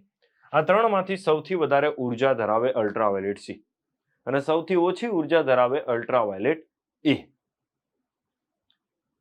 અને બી મધ્યમાં આવે. જેની ઉર્જા વધારે ને એ નુકસાન એ વધારે કરે. જેમ કે અલ્ટ્રાવાયોલેટ સી આપણી ચામડી ઉપર ખાલી 5 કે 10 સેકન્ડ માટે પડશે તો પણ ભયંકર નુકસાન કરશે. અલ્ટ્રાવાયોલેટ બી છે એ અમુક કલાક સુધી રહેશે એટલે આપણા ચામડીને નુકસાન કરશે. જ્યારે અલ્ટ્રાવાયોલેટ એ છે એ લાંબા ગાળે એટલે કે અમુક વર્ષો બાદ નુકસાન તમને દેખાશે. કારણ કે અલ્ટ્રાવાયોલેટ સી સૌથી વધારે ઉર્જા ધરાવે, અલ્ટ્રાવાયોલેટ બી એનાથી ઓછી અને અલ્ટ્રાવાયોલેટ એ સૌથી ઓછી ઉર્જા ધરાવે. તો અહીંયા પારજાંબલી વિકિરણો છે એ આ રીતે કામ કરતા. એના 3 સ્પેક્ટ્રમમાં અલ્ટ્રાવાયોલેટ સી, અલ્ટ્રાવાયોલેટ બી, અલ્ટ્રાવાયોલેટ એ. યાદ રાખજો, સૌથી વધારે ઉર્જા સી ની હોય, સૌથી ઓછી ઉર્જા એ ની હોય. હવે જેવું અહીંયા જોજો, અહીંયા ફરીથી કહું છું, સૌથી વધારે અહીંયા જેટલા પણ વિકિરણો છે એમાં સૌથી વધારે ફ્રીક્વન્સી ગામાની, સૌથી વધારે પારગમ્યતા પણ ગામાની. પારગમ્યતા એટલે પસાર થવાની ક્ષમતા પણ ગામાની. સૌથી વધારે આયોનાઇઝિંગ પાવર પણ ગામાનો, સૌથી વધારે ફ્રીક્વન્સી પણ ગામાની, પણ સૌથી ઓછી તરંગ લંબાઈ તોય ગામાની. સૌથી ઓછી તરંગ લંબાઈ, સૌથી વધુ ફ્રીક્વન્સી ગામાની છે તો સૌથી ઓછી તરંગ લંબાઈ ગામાની જોઈએ. તો આ વસ્તુ ધ્યાનમાં રાખજો. આ બધા જે હું કહું છું ને વિધાનો દિમાગમાં રાખજો. આમાંથી બહુ બધા પ્રશ્ન પૂછાય છે અને પ્રશ્ન તમારી ટેસ્ટમાં હું મૂકીશ, આવડવા જોઈએ. હવે જો અહીંયા ગામા સૌથી વધારે ઉર્જા ધરાવે, પણ એવી જ એક ખાસિયત મેં તમને કીધી હતી, જે ઉર્જા વધારે ધરાવે ને એ દૂર સુધી ન જાય. અને ન સમજાતું હોય તો નોટ કરતા જજો બધું, બરાબર? જે સૌથી વધારે ઉર્જા ધરાવે એ દૂર સુધી નથી જતો, તો ગામા દૂર સુધી જઈ શકશે નહીં. જે પણ જગ્યાએથી ગામા રેડિયેશન નીકળે એ નજીકમાં જ રહેશે. પણ એની ખાસિયત એ હશે એ જેના ઉપર જેની નજીક જે પણ વસ્તુ હશે ને એનાથી આર પાર થઈ જાય. કારણ કે એની પારગમ્યતા શક્તિ વધારે છે, પણ એ દૂર સુધી જઈ શકશે નહીં. એ નજીકમાં જ પોતાનું કામ કરશે. હવે ગામાની પછી આવે એક્સરે. તો ગામા કરતા વધારે દૂર જાય એક્સરે, કારણ કે એની ફ્રીક્વન્સી ઘટી જાય છે તો એ દૂર જાય છે. પછી પારજાંબલી એના કરતા પણ વધારે દૂર જાય. પછી દ્રશ્ય પ્રકાશ એ પારજાંબલી કરતા વધારે દૂર જાય. પછી પારરક્ત એ દ્રશ્ય પ્રકાશ કરતાય દૂર જાય. પછી માઇક્રોવેવ એ દ્રશ્ય પારરક્ત કરતાય દૂર જાય. અને સૌથી વધારે દૂર જાય રેડિયો. અને એટલા માટે જ આપણે રેડિયોને કોમ્યુનિકેશન માટે યુઝ કરતા હોઈએ છીએ. ક્યાં યુઝ કરતા હોઈએ છીએ? કોમ્યુનિકેશન માટે. કેમ કોમ્યુનિકેશન માટે? કારણ કે એની ફ્રીક્વન્સી સૌથી ઓછી છે. ફ્રીક્વન્સી કેવી છે? અહીંયા લખેલું જ છે સૌથી ઓછી, અને તરંગ લંબાઈ સૌથી લાંબી. જેની તરંગ લંબાઈ લાંબી હોય ને દૂર સુધી જાય. જેની તરંગ લંબાઈ લાંબી હોય દૂર સુધી જાય, પણ જેની તરંગ લંબાઈ ટૂંકી હોય એ દૂર સુધી જઈ શકે નહીં. જેમ કે ગામા દૂર સુધી ન જાય. પણ ગામા જે પણ વસ્તુમાંથી જ્યાંથી નીકળે ત્યાં નજીકમાં કોઈ પણ વસ્તુ એની આર પાર થઈ જાય. જ્યારે રેડિયો આર પાર ન થઈ શકે. એ દૂર સુધી જશે પણ એ સરળતાથી આર પાર થઈ શકશે નહીં. તો અહીંયા દૂર સુધી કોઈ વસ્તુને મોકલવી હોય તો રેડિયો, અને કોઈ પણ વસ્તુમાંની આર પાર કોઈ વસ્તુને કાઢવી હોય નજીકમાં તો ગામા વપરાય અને એક્સરે વપરાય. અને એટલા માટે જ આપણે એક્સરે પાડવો હોય, આપણે આપણા શરીરની આર પાર વિકિરણો કાઢવા હોય તો ગામા નો વપરાય. કેમ? ગામા તમારા શરીરની આર પાર નીકળી જાય અને તમારા શરીરને ભયંકર નુકસાન કરશે. અને એક્સરે નુકસાન કરશે, કારણ કે બંને આયોનાઇઝિંગ છે. ગામા એક્સરે બંને આપણા શરીરને નુકસાન કરે, બંનેથી કેન્સર થાય. અને અલ્ટ્રાવાયોલેટ સી થી પણ કેન્સર થાય, પણ આ બંનેથી વધારે થાય, સૌથી વધારે ગામાથી થાય. અને એટલા માટે તમને ડોક્ટર સલાહ આપે કે ભાઈ એક્સરે પડાવતા હો તો વારંવાર એક્સરે પડાવવા નહીં, કારણ કે એનાથી શરીરને નુકસાન થાય. જરૂર હોય તો જ એક્સરે કઢાવવો, બાકી એક્સરે કઢાવવો નહીં, કારણ કે એનાથી તમારા કોશિકાઓનું આયોનાઇઝેશન થવાની સંભાવના રહે અને કેન્સર થવાની સંભાવના રહે. તો અહીંયા જુઓ, ગામા સૌથી વધારે શરીરને નુકસાન કરે, એનાથી ઓછું એક્સરે, એનાથી ઓછું અલ્ટ્રાવાયોલેટ સી, પણ નુકસાન ત્રણે કરે. ઓકે, તો અહીંયા સુધી તો પારજાંબલી સુધી તો નુકસાનકારક જ છે ગામા એક્સરે. પણ આમાં આયોનાઇઝિંગ ક્ષમતા કોની? ગામા અને એક્સરેની જ છે, સૌથી વધારે ગામાની છે. અને આ બાજુ મારી બાજુ આવો તેમ તેમ આયોનાઇઝિંગ ક્ષમતા ઘટતી જાય, એટલા માટે આ બાજુના જે બધા છે નોન આયોનાઇઝિંગ છે. ઓકે, તો અહીંયા જુઓ કે હવે પારજાંબલી સ્પેક્ટ્રમ પૂરું થાય, પારજાંબલી પૂરું થાય એટલે શરૂ થાય દ્રશ્ય પ્રકાશ. અને દ્રશ્ય પ્રકાશમાં કેટલા રંગ હોય? તો સાહેબ દ્રશ્ય પ્રકાશમાં 7 રંગ હોય. કેટલા રંગ હોય? દ્રશ્ય પ્રકાશમાં 7 રંગોનો સમાવેશ થાય. તો ચલો અહીંયા હું તમને વાત કરું કે આ દ્રશ્ય પ્રકાશ આટલું છે, આટલું દ્રશ્ય પ્રકાશ છે. ઓકે, તો દ્રશ્ય પ્રકાશની અંદર 7 રંગ આવે. કયા 7 રંગ આવે? તો જા, ની, વા, લી, પી, ના, રા. ખાસ ધ્યાનમાં રાખો, મેં જા અહીંયા શરૂ કર્યો. કેમ? અહીંયા પારજાંબલી, જ્યાં જાંબલી પૂરું થાય, પારજાંબલી પૂરું થાય ત્યાં જાંબલી રંગ શરૂ થાય. જો અહીંયા પારજાંબલી પૂરું થયું તો જાંબલી રંગ શરૂ થયો. બરોબર? જા, ની, વા, લી, પી, ના, રા. આ રીતે 7 રંગ અહીંયા આટલા સ્પેક્ટ્રમમાં ગોઠવાય. તો આ 7 રંગમાં સૌથી વધારે ફ્રીક્વન્સી કોની હોય? તો જાંબલી રંગની ફ્રીક્વન્સી સૌથી વધારે હોય. જાંબલી રંગની ફ્રીક્વન્સી સૌથી વધારે. સૌથી ઓછી ફ્રીક્વન્સી કોની હોય? તો રાતા રંગની ફ્રીક્વન્સી સૌથી ઓછી હોય. હવે તમને પૂછે જાંબલી રંગની તરંગ લંબાઈ, તો એ સૌથી ટૂંકી હોય. તરંગ લંબાઈ સૌથી ટૂંકી હોય, જ્યારે રાતા રંગની તરંગ લંબાઈ એ સૌથી લાંબી હોય. અને મેં તમને એક સિમ્પલ વસ્તુ કીધી હતી, જેની તરંગ લંબાઈ લાંબી એ દૂર સુધી જશે. તો આ 7 રંગોમાંથી સૌથી વધારે દૂર સુધી જતો રંગ કયો? તમને આવું પૂછે કે આ 7 રંગોમાંથી સૌથી વધારે દૂર જતો રંગ કયો? તો રાતો રંગ જ આવે. કેમ? કારણ કે એની તરંગ લંબાઈ લાંબી છે અને એટલા માટે એ દૂર સુધી જશે, જ્યારે જાંબલી રંગની તરંગ લંબાઈ ટૂંકી છે. ફ્રીક્વન્સીના આધારે પૂછે તોય આવડવું જોઈએ કે જેની ફ્રીક્વન્સી વધારે હોય દૂર સુધી ન જાય, જેની ફ્રીક્વન્સી ઓછી હોય દૂર સુધી જાય. અને ફ્રીક્વન્સી તરંગ લંબાઈ બંને વ્યસ્ત પ્રમાણમાં છે. ઘણા લોકોને આ લેક્ચર બોરિંગ લાગતો હશે, કાંઈ વાંધો નહીં, તમ તાર નહીં જોવાનો, ચાલે, આપણે કઈ પાસ થવાની જરૂર નહીં. ચલો, તો અહીંયા જો ફ્રીક્વન્સી અને તરંગ લંબાઈના આધારે 7 રંગો ડિવાઈડ થાય. સૌથી વધારે ફ્રીક્વન્સી હોય જાંબલી રંગની અને એટલા માટે દૂર સુધી નહીં જાય, પણ સૌથી ઓછી ફ્રીક્વન્સી હોય રાતા રંગની એટલા માટે દૂર સુધી જાય. તો આ રીતે જા, ની, વા, લી, પી, ના, રા, આ 7 રંગો ડિસ્ટ્રીબ્યુટ થાય. અને તમે વિચારો કે રાતો રંગ દૂર સુધી જાય છે ને, એટલા માટે જ તમે જે ગાડીનું સિગ્નલ વાપરો છો, ઓકે, તમે જોયું હશે કે કોઈ પણ સિગ્નલ હોય, કોઈ પણ સિગ્નલ હોય છે, એ સિગ્નલની અંદર ગાડીને ઊભી રાખવા માટે તમે કયું રંગ વાપરો છો? તો સૌથી વધારે લાલ રંગનો યુઝ થાય છે. કેમ? કારણ કે લાલ રંગ 1 કિલોમીટર કે ગાડી 2 કિલોમીટર દૂર હશે ને તો પણ લાલ રંગ દેખાય. 2 કિલોમીટર દૂર કોઈ ગાડી હશે ને તો એ ગાડીના ડ્રાઈવરને આ 2 કિલોમીટર દૂરથી આ સિગ્નલ દેખાશે કે લાલ રંગ છે, ગાડી ઊભી રાખવાની છે. તો એ ત્યાંથી સમજી જાય ગાડી ઊભી રાખવાની છે, 0 સ્પીડ ઉપર લાવવાની છે. સમજાય છે? પછી રાતો રંગ, હવે જ્યારે ગાડી નજીક આવતી જાય તો ચલો હવે ગાડીને કદાચ બંધ નથી કરવી, ગાડીને ઊભી નથી રાખવી, પણ ગાડી જવા દેવાની છે, પણ ધીમી પાડવાની છે. શું કરવાની છે? ધીમી પાડવાની. તો 1 કિલોમીટર દૂરથી ડ્રાઈવરને કયો રંગ દેખાવો જોઈએ? હવે એને ગાડી ઊભી નથી રાખવાની, તો રાતા રંગ પછી કયો રંગ વાપરવો? જો અહીંયા રાતા રંગ પછી કયો રંગ વાપરવો જોઈએ કે જે રાતા રંગ જેટલો દૂર નથી જતો પણ ડ્રાઈવરને દેખાઈ શકે? તો રાતા પછીનો રંગ કયો છે? નારંગી કે પીળો. તો રાતો રંગ જેટલો દૂર જાય છે એટલો નારંગી કે પીળો નથી જતો, પણ બાકીના રંગ કરતા તો આ નારંગી પીળો બરોબર દૂર જાય છે. અને એટલા માટે સિગ્નલમાં જે બીજો રંગ વપરાતો હોય છે એ હોય છે નારંગી અથવા તો પીળો રંગ, ગાડી ધીમી પાડવા માટે. કે 2 કિલોમીટર દૂરથી ગાડી ઊભી રાખવી છે તો લાલ રંગ દેખાવો જોઈએ, 1 કિલોમીટરથી ગાડીને ધીમી પાડવી છે તો આ પીળો રંગ કે કેસરી રંગ દેખાવો જોઈએ. અને હવે એની પછી ગાડીને જવા દેવી છે તો બેસ્ટ રંગ કયો આ બધા રંગોમાં, બરોબર, મીન્સ કે હવે જે વધ્યા છે એ રંગોમાં બેસ્ટ રંગ કયો છે કે જે દૂર સુધી જતો હોય? તો લીલો રંગ. કયો વધ્યો? લીલો. અને એટલા માટે ત્રીજો વપરાય લીલો. કારણ કે અહીંયા જો ફરીથી અહીંયા લખું છું જા, જો અહીંયા ફરીથી લખું છું જા ની વા લી પી ના રા, તો રાતો રંગ છે એ સૌથી દૂર સુધી જાય છે. ઓકે, અને એટલા માટેનું સિગ્નલ 2 કિલોમીટર દૂર સુધી પહોંચતું હોય તો વધારે સારું, કારણ કે ડ્રાઈવરને ખબર પડી જાય ગાડી ધીમી પાડવાની છે. હવે નારંગી અને પીળો રંગ છે, નારંગી અથવા તો પીળો બેમાંથી એક વપરાય છે. તો એ 500 મીટરથી દેખાય ડ્રાઈવરને તો પણ ચાલે કે ગાડી આવતી હોય, બરોબર, તો ગાડીના ડ્રાઈવરને 2 કિલોમીટર દૂરથી રાતો રંગ દેખાવો જોઈએ.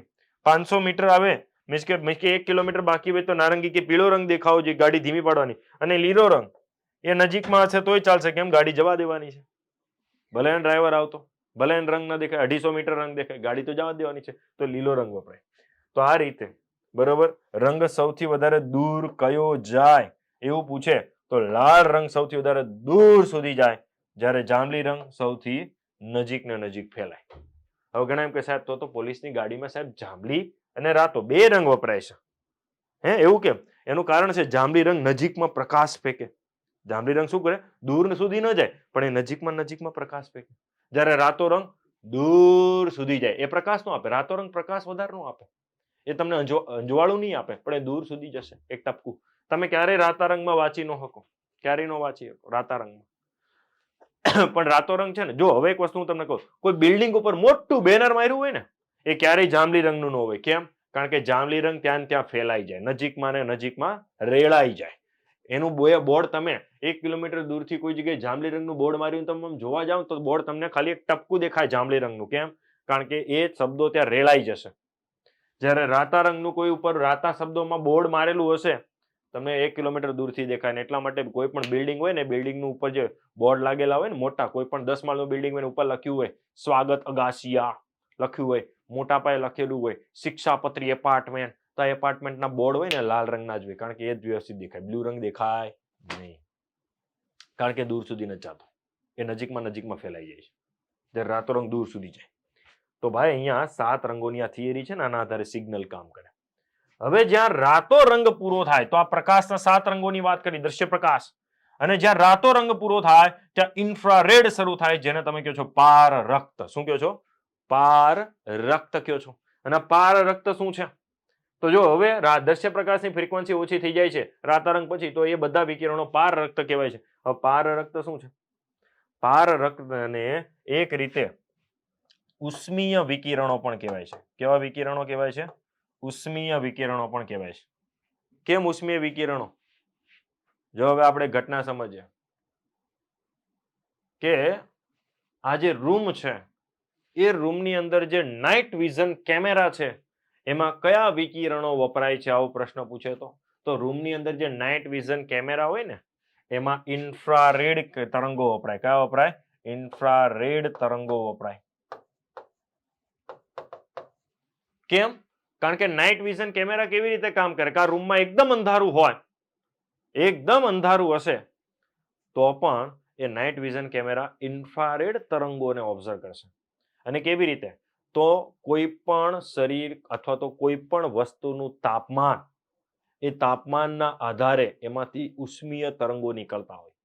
જેમ કે મનુષ્યના શરીરનું તાપમાન 37 ડિગ્રી સેલ્સિયસ છે અને મારી પાસે એક રિમોટ છે, એનું તાપમાન 25 ડિગ્રી સેલ્સિયસ છે, તો મારા શરીરમાંથી ઉષ્મીય તરંગો વધારે નીકળતા હોય, જ્યારે આમાંથી ઇન્ફ્રારેડ તરંગો ઓછા નીકળતા હોય. બંનેમાંથી ઇન્ફ્રારેડ તરંગો નીકળતા હોય, મારા શરીરમાં નીકળતા હોય, આમાંથી નીકળતા હોય, પણ મારા શરીરમાંથી વધારે નીકળે. કેમ? હું ગરમ છું.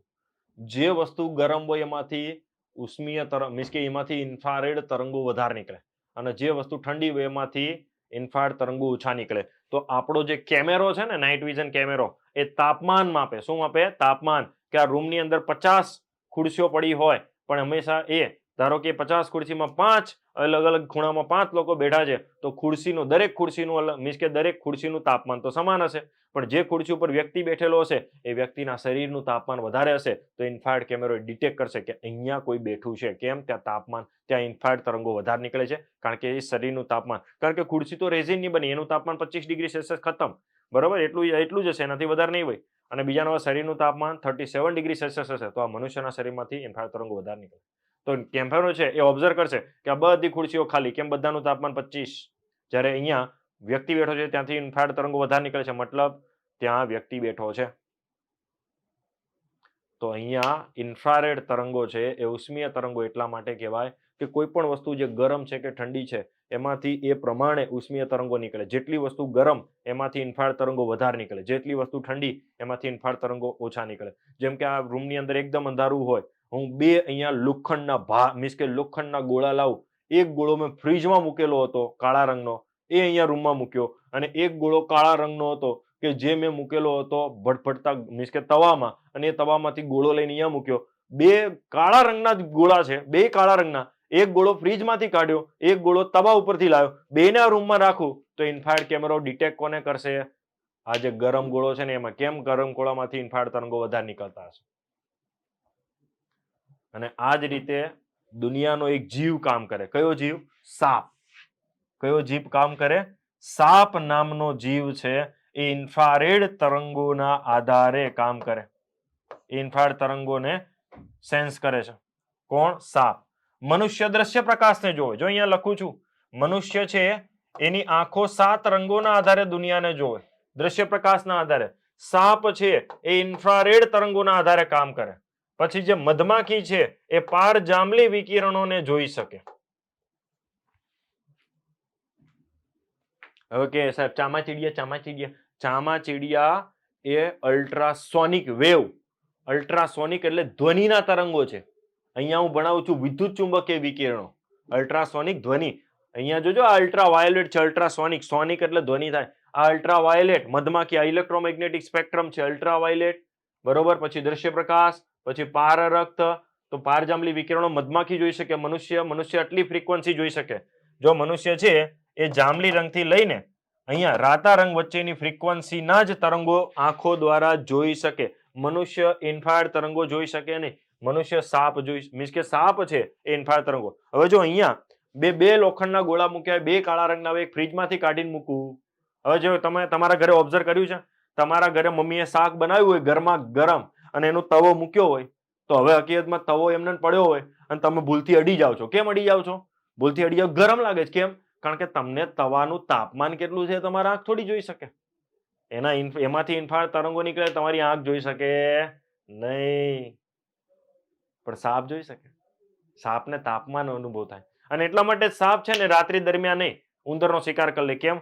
ઉંદરના શરીરનું તાપમાન વધારે હોય, તો કોઈ પણ બખોલમાં જશે, ઉંદરના શરીરના તાપમાનનો પીછો કરશે. અને આના આધારે તો આપણી એક મિસાઇલ કામ કરે, અને મિસાઇલને નામ પણ આપ્યું છે આપણે, બરોબર. હવે મિસાઇલને નામ શું આપ્યું છે આપણે? યાદ કરો. એ મિસાઇલને નામ આપ્યું છે નાગ મિસાઇલ. શું નામ આપ્યું છે? નાગ મિસાઇલ. ઓકે. ઇન્ફ્રારેડ કેમેરા પણ, નાઇટ વિઝન કેમેરા આના આધારે કામ કરે.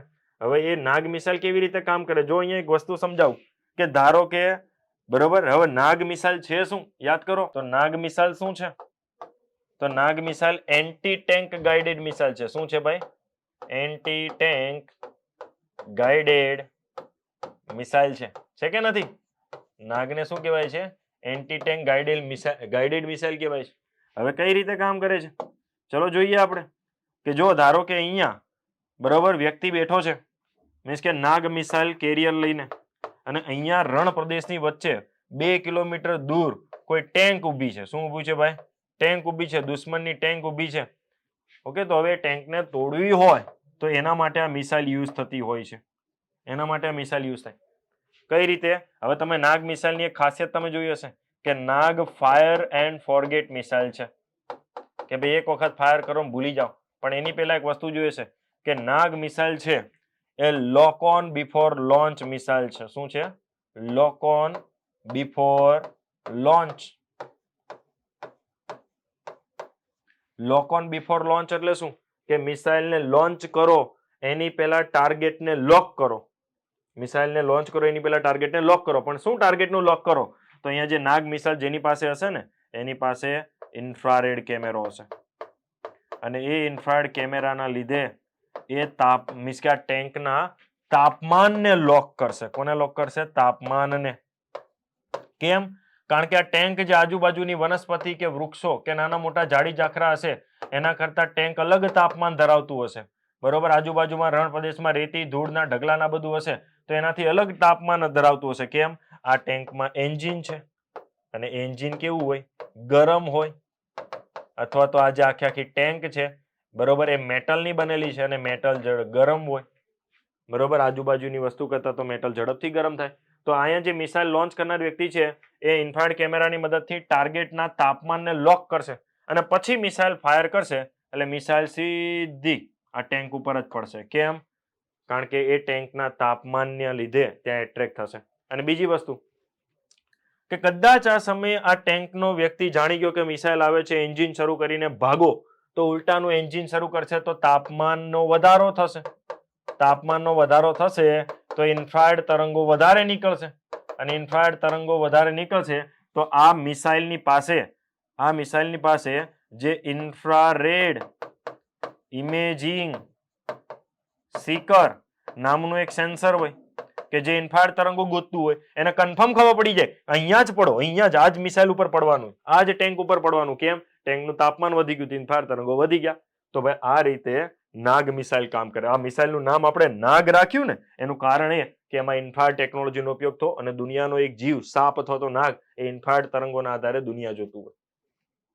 ઓકે, ચલો ભાઈ, અહીંયા તમારા બહુ બધા કન્સેપ્ટ હું એક સાથે ક્લિયર કરાવું છું. હવે જો ભાઈ કે પાર રક્ત તરંગો પછી ફ્રીક્વન્સી ઘટે એટલે માઇક્રોવેવ. શું થાય? માઇક્રો. અને માઇક્રોવેવ પછી ફ્રીક્વન્સી ઘટે એટલે રેડિયો. તો સૌથી દૂર સુધી જતા તરંગો રેડિયો છે કારણ કે એની ફ્રીક્વન્સી ઓછી છે જ્યારે તરંગ લંબાઈ સૌથી લાંબી છે. તો આ રીતે તમને 4 પ્રશ્ન પૂછાય. કેટલા પ્રશ્ન પૂછાય? 4 પ્રશ્ન વિદ્યાર્થી મિત્રો અહીંયા તમને પૂછી શકે. ચલો, પહેલા તો અહીંયા એક પ્રશ્ન. બરોબર, પહેલો જ એક પ્રશ્ન અહીંયા હું લખું છું કે ફ્રીક્વન્સીના આધારે તરંગોને ચડતા ક્રમમાં ગોઠવો. ચડતા ક્રમમાં એટલે કે ફ્રીક્વન્સી વધે એ ક્રમમાં ગોઠવો. તો સૌથી પહેલા શું આવે? રેડિયો, જેની ફ્રીક્વન્સી સૌથી ઓછી. પછી વધારતા જાઓ, વધે તો શું બની જાય? માઇક્રોવેવ. ચલો, હજી વધારો તો શું બની જશે? ઇન્ફ્રારેડ. હજી ફ્રીક્વન્સી વધારો શું બની જાય? દ્રશ્ય પ્રકાશ. હજી ફ્રીક્વન્સી વધારે તો શું બની જાય? તો બની જાય પારજાંબલી. હજી ફ્રીક્વન્સી વધારો તો શું બની જાય? તો બની જાય એક્સ-રે. હજી ફ્રીક્વન્સી વધારો તો સૌથી હાઈએસ્ટ ફ્રીક્વન્સી ધરાવતા કયા? ગામા. તો આ ચડતા ક્રમમાં થયું. હવે તમને એવું પૂછે બરોબર કે તરંગ લંબાઈના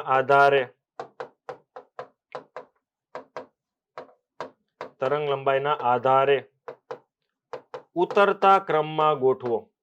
ઉતરતા ક્રમમાં ગોઠવો. તો ભાઈ ઉતરતા ક્રમમાં એટલે સૌથી વધારે તરંગ લંબાઈ કોની? તો રેડિયો. તો પહેલા રેડિયો જ આવે, બીજા માઇક્રોવેવ, ત્રીજા ઇન્ફ્રારેડ, ચોથા દ્રશ્ય પ્રકાશ, પાંચમા પારજાંબલી, છઠ્ઠા એક્સ-રે, સાતમા ગામા. તો અહીંયા તરંગ લંબાઈના આધારે ઉતરતા ક્રમમાં કે તો આ જ ક્રમ લાગુ પડે. તો બંને સમાનાર્થી થયા. તરંગ લંબાઈના આધારે ચડતા ક્રમ, ઉતરતા ક્રમમાં. બરોબર, તરંગ લંબાઈના આધારે ઉતરતા ક્રમમાં એ જ થાય ફ્રીક્વન્સીના આધારે ચડતા ક્રમમાં. અને હવે તમને બીજું પૂછે કે ફ્રીક્વન્સીના આધારે ઉતરતા ક્રમમાં ગોઠવો. ઉતરતા ક્રમમાં તો સૌથી વધારે ફ્રીક્વન્સી કોની? તો સૌથી પહેલા આવે ગામા. પછી બીજું કોણ આવે? એક્સ-રે. ત્રીજું કોણ આવે? UV, ultraviolet, પારજાંબલી.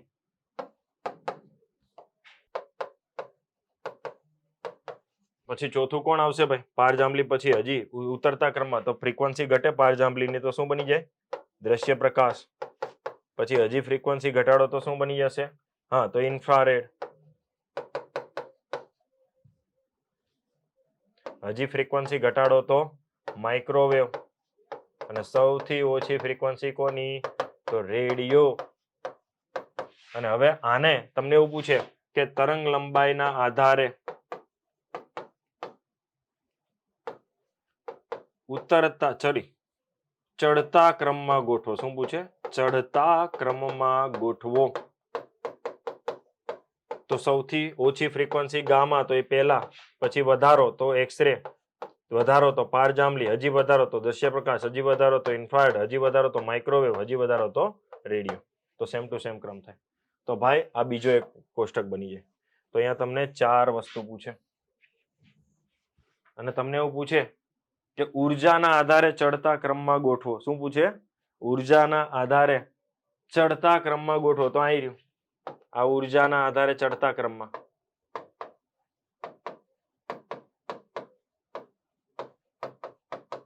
ઉર્જાના આધારે ચડતો ક્રમ એટલે કે સૌથી ઓછી ઉર્જા રેડિયો, વધારો માઇક્રો, વધારો માર્ક્યુર, ઇન્ફ્રારેડ, હજી વધારો દસ્તેબ, હજી વધારો પારજામ, હજી વધારો એક્સરે, સૌથી વધારે ગામા. અને અહીંયા તમને પૂછે ઉર્જાના આધારે ઉતરતા ક્રમમાં ગોઠવો. ઉતરતો એટલે કે ક્રમ, ઉતરતા ક્રમમાં. તો ધીમે ધીમે ઉર્જા ઘટાડવાની. તો સૌથી પહેલા ગામા, ઘટાડો એક્સરે, ઘટાડો પારજાંબલી, ઘટાડો દસ્તેબ, ઘટાડો ઇન્ફ્રારેડ, હજી ઘટાડો માઇક્રો, સૌથી વધારે સૌથી ઓછી રેડિયો. તો ભાઈ અહીંયા આ રીતે કામ કરે. હવે એમ કે સૌથી વધુ દૂર જતા હોય એના આધારે, દૂર જતા હોય તે પ્રમાણે ગોઠવો, અથવા તો લાંબા અંતરના પ્રમાણે ગોઠવો. લાંબા અંતરના ઉતરતા ક્રમમાં ગોઠવો. તો સૌથી વધારે લાંબા અંતર સુધી કોણ જાય? રેડિયો. પછી એનાથી ઓછું માઇક્રો, એનાથી ઓછું ઇન્ફ્રારેડ, એનાથી ઓછું દ્રશ્ય પ્રકાશ. હવે એમ તમને કે લાંબા અંતરના આધારે, લાંબા અંતરના આધારે ચડતા ક્રમમાં ગોઠવો. તો સૌથી ઓછું દૂર મીન્સ કે તો સૌથી ઓછું દૂર કોણ જાય? ગામા. એનાથી વધારે દૂર કોણ જાય? એક્સરે. એનાથી વધારે દૂર કોણ જાય? પારજાંબલી. એનાથી વધારે દૂર દ્રશ્ય પ્રકાશ. એનાથી વધારે ઇન્ફ્રારેડ. એનાથી વધારે માઇક્રો. એનાથી વધારે રેડિયો. સૌથી વધારે દૂર કોણ જાય? રેડિયો જાય. તો આ રીતે બહુ બધા પ્રશ્નોમાંથી બને, બહુ બધા. અને બધાની ઝડપ ફિક્સ છે. બધાની ઝડપ કેટલી? તો 3 × 10⁸ મીટર પર સેકન્ડ. અને બધાની ઝડપ આટલી જ હોય તો પ્રકાશ, દ્રશ્ય પ્રકાશ એની પોતાની ઝડપ એટલી જ હોય. સમજાય છે? ઘણા લોકો શું માનતા કે પ્રકાશની ઝડપ આટલી છે ને એટલે બધાની ઝડપ આટલી. ના, આ બધાની તમામ વિદ્યુત ચુંબકીય વિકિરણોની ઝડપ ફિક્સ છે 3 × 10⁸ મીટર પર સેકન્ડ. અને એની અંદર એક બરોબર તમામ વિદ્યુત ચુંબકીય વિકિરણોમાં 7 વિકિરણોમાં એક પોતે દ્રશ્ય પ્રકાશ છે ને એટલા માટે એની ઝડપ એ 3 × 10⁸ મીટર પર સેકન્ડ જ છે. કઈ વાંધો નહીં, બહુ અઘરું સાયન્સ છે, ઘણાને ખબર નહીં પડી હોય. તો હવે વિદ્યાર્થી મિત્રો આપણે અહીંયા વિદ્યુત ચુંબકીય વિકિરણોનો જે આખો પોર્શન હતો ને એ અહીંયા આપણે પૂરો કર્યો. અને હવે આપણે જોઈશું, જો અહીંયા સુધી તમે સમજી ગયા હોય તો હવે આપણે જોઈશું આખું ગ્રીન હાઉસ અસર અને આપણા પૃથ્વીના આવરણો વિશે, સાથોસાથ આવરણો વિશે પણ હું તમને સમજાવીશ. ચલો તો શરૂઆત કરીએ આવરણોથી. તો આપણી પૃથ્વી ઉપર જે અલગ અલગ આવરણો છે એ આવરણોની મજાની એક થિયરી આપણે જોવાની છે.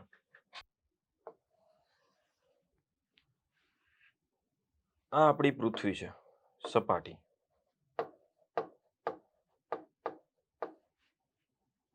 પૃથ્વી સપાટી. પૃથ્વી સપાટી ઉપરનું સૌથી પહેલું જે આવરણ છે એ આવરણને આપણે કહીએ છીએ શોભા આવરણ.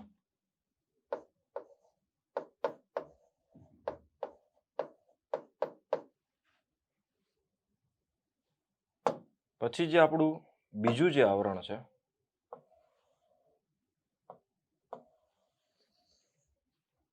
એ આપણે કહીએ છીએ સમતાપ આવરણ.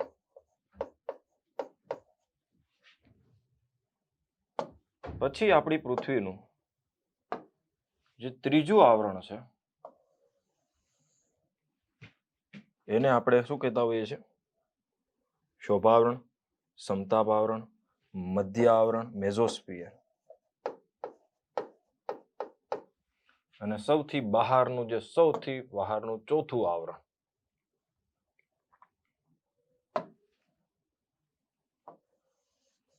તો એને આપણે કહેતા હોઈએ છીએ ઉષ્મા આવરણ. તમને ખબર છે એક વસ્તુ ઇન્ટરેસ્ટિંગ કહું કે તમે અહીંયા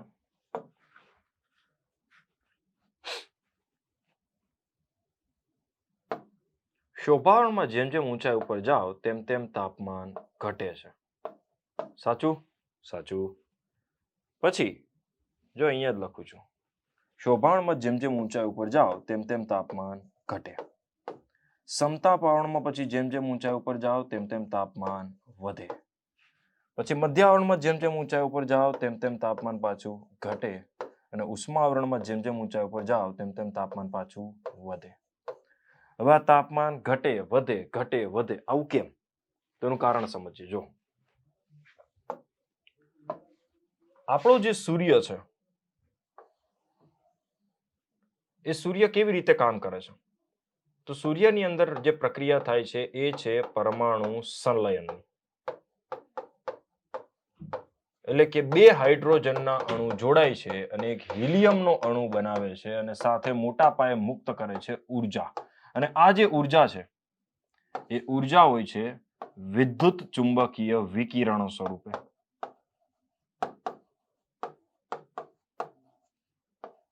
એટલે કે એની અંદર તમામે તમામ વિદ્યુત ચુંબકીય વિકિરણો હોય છે. તો એમાં જે સૌથી વધારે જે ગામા રેડિયેશન નીકળે છે એ સૂર્યની આસપાસ જ ખતમ થઈ જાય છે. એ દૂર સુધી નથી જતું. કયું રેડિયેશન? ગામા. ચલો પેનનો કલર ચેન્જ કરું, ઘણા બધા વિદ્યાર્થી મિત્રોને પ્રોપર નહીં દેખાતો હોય. તો અહીંયા જે સૂર્યમાંથી જે ગામા રેડિયેશન નીકળે છે એ સૂર્યની નજીક જ ખતમ થઈ જાય છે અને એનાથી થોડુંક દૂર સુધી પહોંચે છે એક્સ-રે.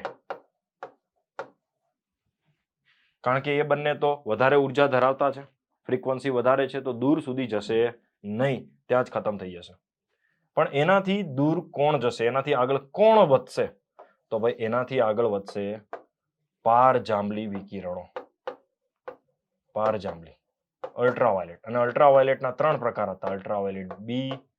અલ્ટ્રાવાયોલેટ સૌથી વધારે ઉર્જા ધરાવતા કોણ હતા ભાઈ? તો એની અંદર ઉર્જા ધરાવતા સૌથી વધારે હતા એની અંદર અલ્ટ્રાવાયોલેટ સી. આ સૌથી વધારે ઉર્જા ધરાવે. એનાથી ઓછી અલ્ટ્રાવાયોલેટ બી અને એનાથી પણ ઓછી અલ્ટ્રાવાયોલેટ એ. તો આ 3 સૂર્યમાંથી નીકળે છે અને પૃથ્વી તરફ આવે છે. જ્યારે પૃથ્વીના ઉષ્માવરણની અંદર પ્રવેશ કરે છે, ઉષ્માવરણની અંદર પ્રવેશ કરે છે તો અહીંયા જે રહેલા વાયુઓ છે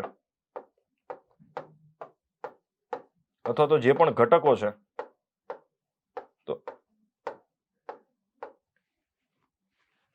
તો અહીંયા સૂર્યમાંથી જે ઇલેક્ટ્રોમેગ્નેટિક વિદ્યુત ચુંબકીય વિકિરણો નીકળે છે એમાં ખાસ કરીને કોસ્મિક વિકિરણો કહેવાય.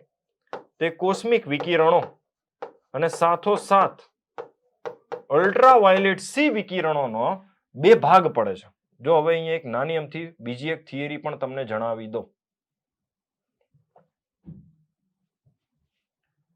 કે અહીંયા જે અલ્ટ્રાવાયોલેટના 3 ભાગ પાડ્યા હતા, અલ્ટ્રાવાયોલેટ સી, અલ્ટ્રાવાયોલેટ બી, અલ્ટ્રાવાયોલેટ એ, એમાં અલ્ટ્રાવાયોલેટ સી ના પણ 2 ભાગ પડે છે. એના પણ કેટલા ભાગ પડે છે? 2 ભાગ. એમાંથી જે એક્સ-રે નજીકનો જે નાનો અમથો ભાગ છે એ આયનીકરણની ક્ષમતા ધરાવે છે. શું ધરાવે છે? આયનીકરણની ક્ષમતા. અલ્ટ્રાવાયોલેટ સી નો એક નાનો અમથો ભાગ જે વધુ પડતી ફ્રીક્વન્સી ધરાવે છે, ઓકે, તો એ સામાન્ય રીતે અલ્ટ્રાવાયોલેટ સી ના 2 ભાગ પડે, એક વધુ ફ્રીક્વન્સી વાળો, એક ઓછી ફ્રીક્વન્સી વાળો. તો એ જે વધુ ફ્રીક્વન્સી વાળો ભાગ છે એ આયનીકરણની ક્ષમતા ધરાવે છે. એ આયનીકૃત નથી પણ એ જેના સંપર્કમાં આવે એને આયન બનાવી શકે એવી ક્ષમતા ધરાવે છે. તો અહીંયા એક્સ-રે પછી જે અલ્ટ્રાવાયોલેટ સી નો થોડોક જે ફ્રીક્વન્સી વાળો ભાગ છે વિદ્યાર્થી મિત્રો, એ હકીકતમાં જ્યારે પૃથ્વીના વાતાવરણમાં પ્રવેશ કરે છે તો ઘટના એવી બને છે કે આપણા ઉષ્માવરણની અંદર જે પણ વાયુઓ છે એ વાયુઓને આયન બનાવે છે. શું બનાવે છે? એ વાયુઓનું આયન સ્વરૂપમાં એ કન્વર્ટ કરે છે. અને એટલા માટે તમને આ પૃથ્વીના જે મીન્સ કે અહીંયા જે પૃથ્વીનું સામાન્ય રીતે જે આવરણ છે, ઉષ્મા આવરણ, એની અંદર તમને એક આવરણ જોવા મળે છે અને એ આવરણ હોય છે આયન આવરણ.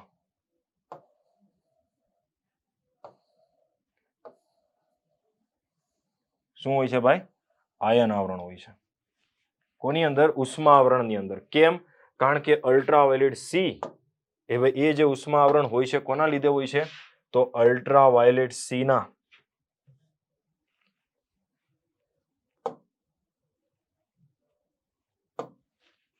તો એ જે ઉષ્મા આવરણ હોય છે એ કોના લીધે હોય છે ભાઈ? તો એ આપણે પ્રોપર જાણી જ લઈએ. અહીંયા હું કારણ પણ લખી દઉં જેથી તમને નોટ્સમાં કામમાં આવે. તો એ જે ઉષ્મા આવરણ મીન્સ કે ઉષ્મા આવરણની અંદર જે આયન આવરણ બન્યું, તો એનું મેઇન કારણ હોય છે કોસ્મિક વિકિરણો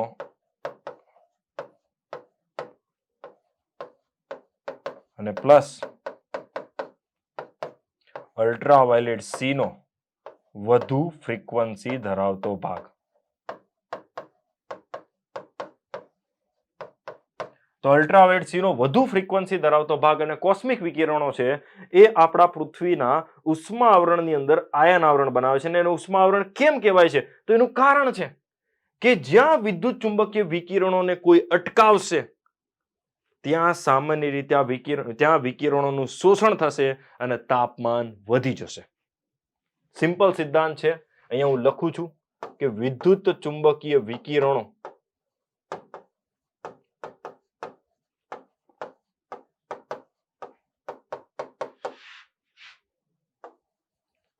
જ્યાં પણ શોષણ થશે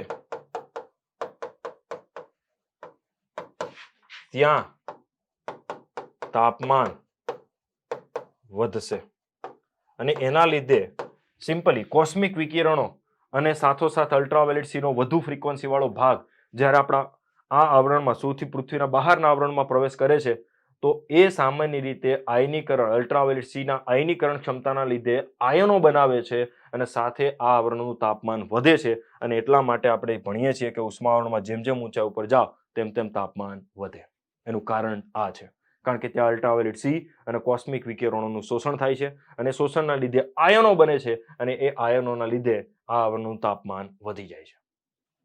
તો હવે અલ્ટ્રાવાયોલેટ સી નો વધુ ફ્રીક્વન્સી વાળો ભાગ તો અટકી ગયો, તો હવે આગળ કોણ વધશે? હવે આગળ કોણ વધશે ભાઈ? તો હવે આપણે આગળ વધશું તો એની અંદર આગળ કોણ પ્રવેશ કરશે?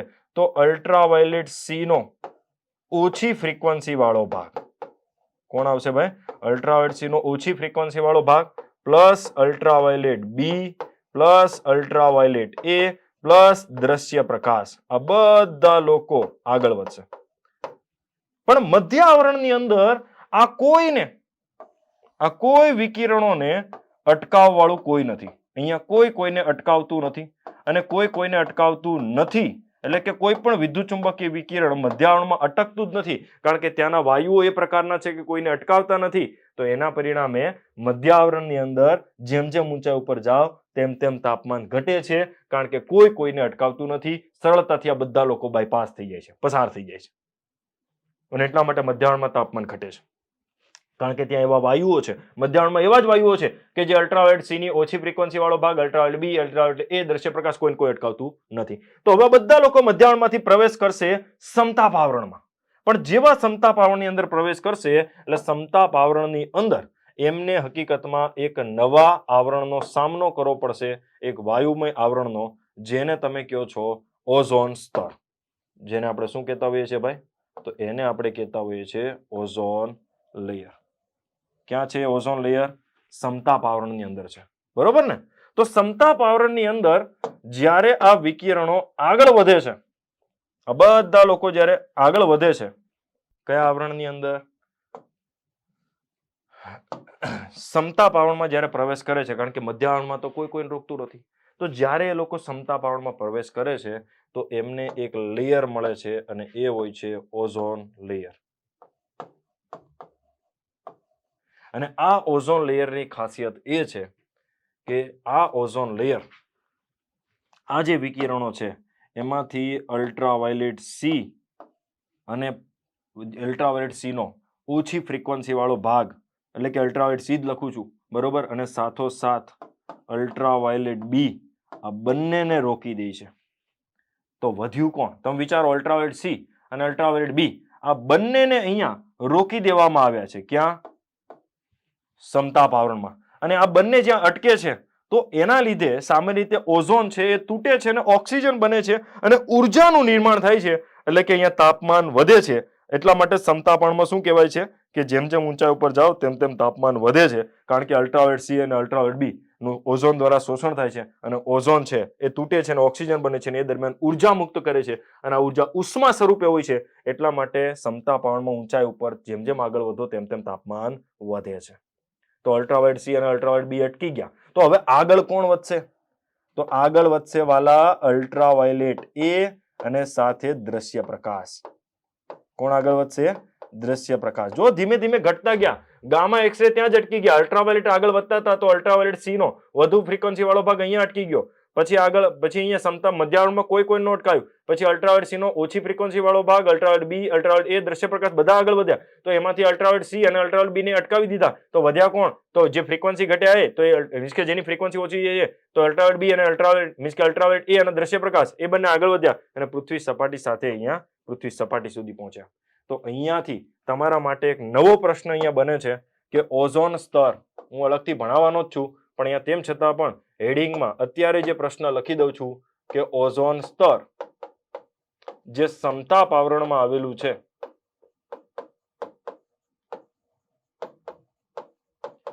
એ કયા વિકિરણોથી પૃથ્વીને બચાવે છે?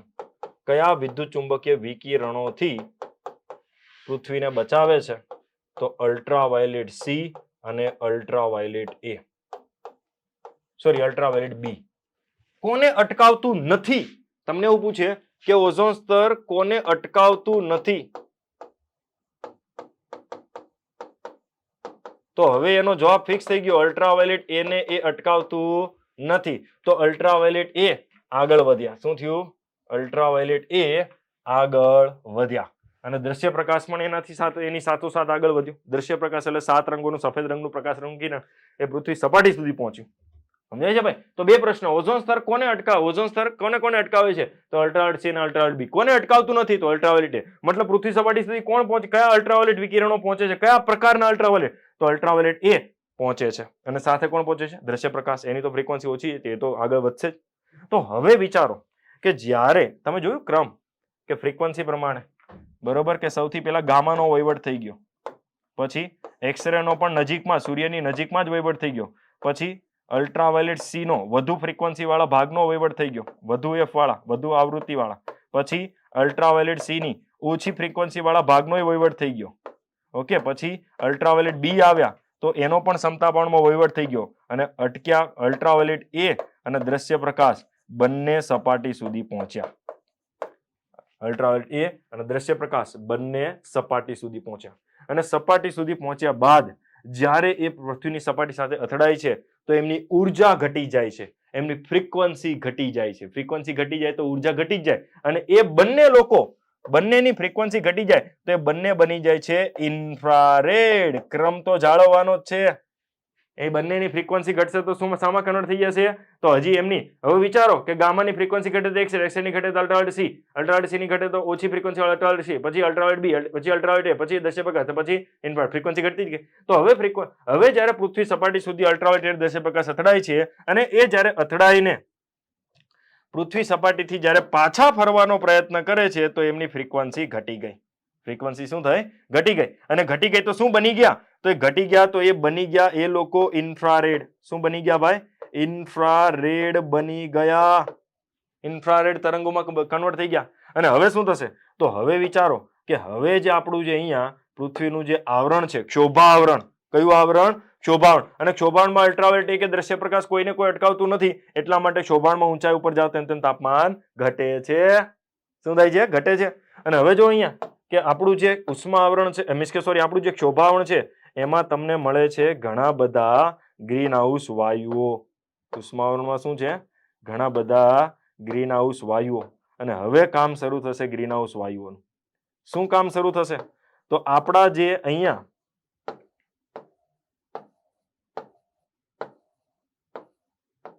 વાતાવરણમાં જે ગ્રીન હાઉસ વાયુઓ છે શું કામ કરશે? તો જો ગ્રીન હાઉસ વાયુ એક જોરદાર કામ કરશે. શું કામ કરશે?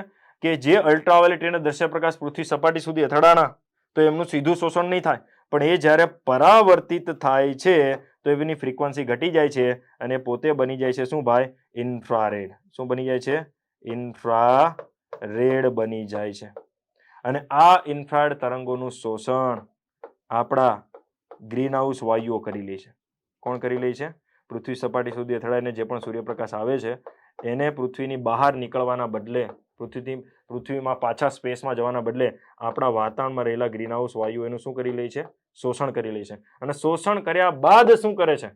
તો શોષણ કર્યા બાદ એની જે ઉષ્મા છે એ ઉષ્માને મીન્સ કે આપણા જે ગ્રીન હાઉસ ગેસ છે, અહીંયા જે રહેલા ગ્રીન હાઉસ ગેસ છે એ આ સામાન્ય રીતે ઇન્ફ્રારેડ તરંગોનું શોષણ કરે છે અને એની ઉષ્માને તમામ દિશામાં પાછા વાતાવરણમાં વિખેરી દે છે. શું કરે છે? તમામ દિશામાં વાતાવરણમાં પાછા વિખેરે છે. અને તમામ દિશામાં વિખેરી દે છે તો એનાથી આપણા પૃથ્વીનું તાપમાન હૂંફાળું રહે છે. કેવું રહે છે? હૂંફાળું રહે છે. અને આ જ ઘટનાને કહેવાય ગ્રીન હાઉસ અસર. આ જ ઘટનાને શું કહેવાય? ગ્રીન હાઉસ ઇફેક્ટ કહેવાય. તો અહીંયા તમે આખી ગ્રીન હાઉસ ઇફેક્ટ સમજ્યા. સમજાય છે આખી વસ્તુ?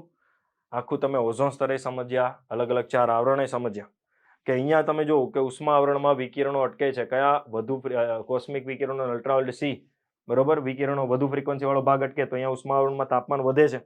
શું મધ્યાવરણમાં કોઈ નથી અટકાવતું તો ત્યાં તાપમાન ઘટે છે. સમતાપણમાં અલ્ટ્રાવાયોલેટ સી, અલ્ટ્રાવાયોલેટ બી અટકે છે, તાપમાન વધે છે.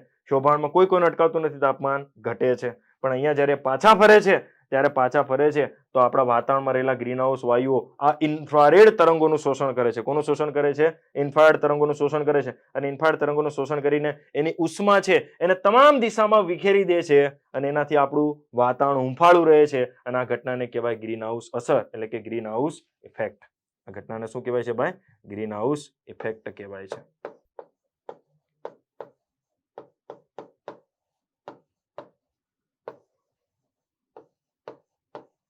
અને સાહેબ તો હવે ગ્લોબલ વોર્મિંગ શું?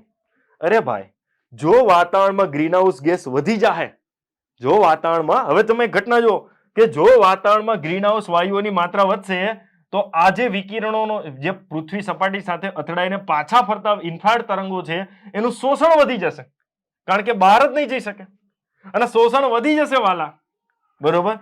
તો તરત જ શોષણ વધશે અને તમામ દિશામાં એ આ ઉષ્મા સ્વરૂપે વિખેરી દેશે વિકિરણોને અને એનાથી આ વિસ્તારમાં તાપમાન વધી જશે અને એને જ આપણે કહીએ છીએ ગ્લોબલ વોર્મિંગ. શું કહીએ છીએ? ગ્લોબલ વોર્મિંગ કહીએ છીએ. ઓકે, તો આ થયું તમારું આખું ગ્રીન હાઉસ અસર. અને હવે અહીંયા હું તમને આગળ વાત કરું ભાઈ, તો અહીંયા આખી થિયરી તમને સમજાઈ ગઈ છે, હોપ સો. ન સમજાણી બીજી વખત જોઈ લેજો. હવે અહીંયા હું તમને પ્રોપર વાત કરું ભાઈ, તો ગ્રીન હાઉસ અસર વિશે આપણે શું લખી શકીએ કે સૂર્યમાંથી નીકળતા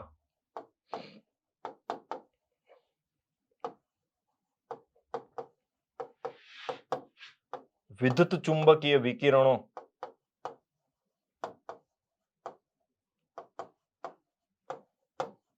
અને એમાં પણ ખાસ કરીને દ્રશ્ય પ્રકાશ, આપણે જેને પ્રકાશ કહીએ છીએ એ દ્રશ્ય પ્રકાશ, બરોબર, નું શોષણ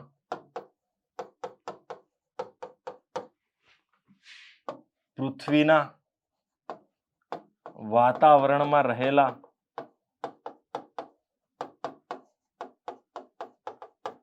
ગ્રીન હાઉસ ગેસ દ્વારા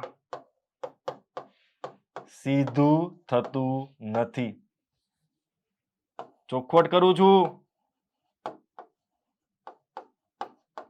આપણા વાતાવરણમાં રહેલા ગ્રીન હાઉસ ગેસ એ દ્રશ્ય પ્રકાશનું સીધું શોષણ નથી કરતા, પણ એ પૃથ્વીની સપાટીને અથડાઈને,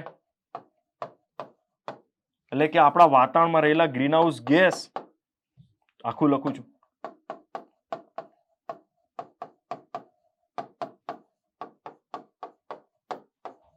વાતાવરણમાં રહેલા ગ્રીન હાઉસ ગેસ પાછા પૃથ્વી સપાટી સાથે અથડાઈને પાછા ફરતા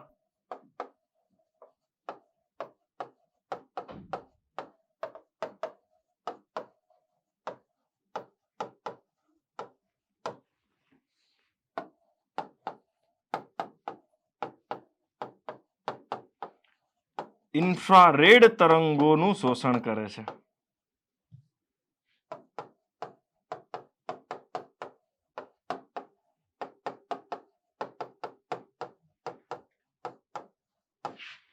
અને ત્યારબાદ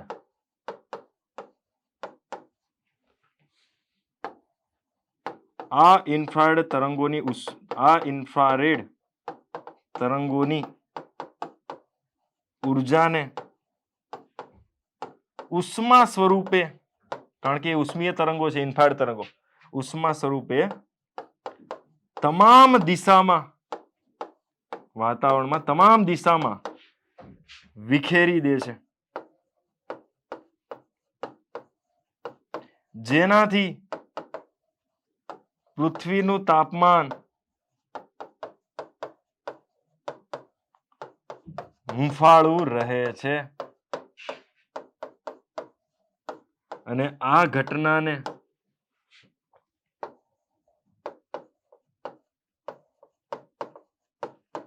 ગ્રીન હાઉસ અસર કહે છે.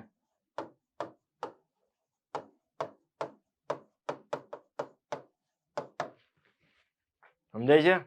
અને બીજી વસ્તુ કે જો વાતાવરણમાં ગ્રીન હાઉસ ગેસની માત્રા વધશે તો ઇન્ફ્રારેડ તરંગોનું શોષણ પણ વધશે.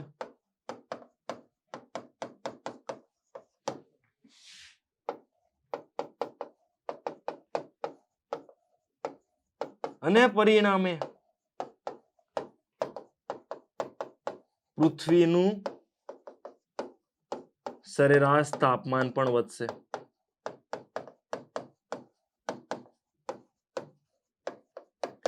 જેને આપણે ગ્લોબલ વોર્મિંગ કહીએ છીએ. શું કહીએ છીએ? ગ્લોબલ વોર્મિંગ કહેવાય છે ભાઈ. તો અહીંયા જે મેં વિધાનો લખ્યા ને એ તમને પરીક્ષામાં પૂછી શકે કે ગ્રીન હાઉસ અસર શું, ગ્લોબલ વોર્મિંગ શું, તો આ બધી વસ્તુ પૂછે તો આપણને ખબર હોવી જોઈએ. અત્યારે વિધાન સ્વરૂપે તો પૂછે જ છે. ઓકે, તો અહીંયા તમારી આ એક થિયરીનો કન્સેપ્ટ પૂરો થયો. અને હવે આપણે આગળ વધીએ. તો હવે ગ્લોબલ વોર્મિંગ વિશે જોઈએ છે. તો હવે તમને અહીંયા અમુક હું વિધાનો લખીને આપું છું, બરોબર? એ તમે ધ્યાનથી જોજો અને તમારે નક્કી કરવાનું વિધાન સાચા છે કે ખોટા છે. તો અહીંયા પહેલું વિધાન, ગ્રીન હાઉસ અસર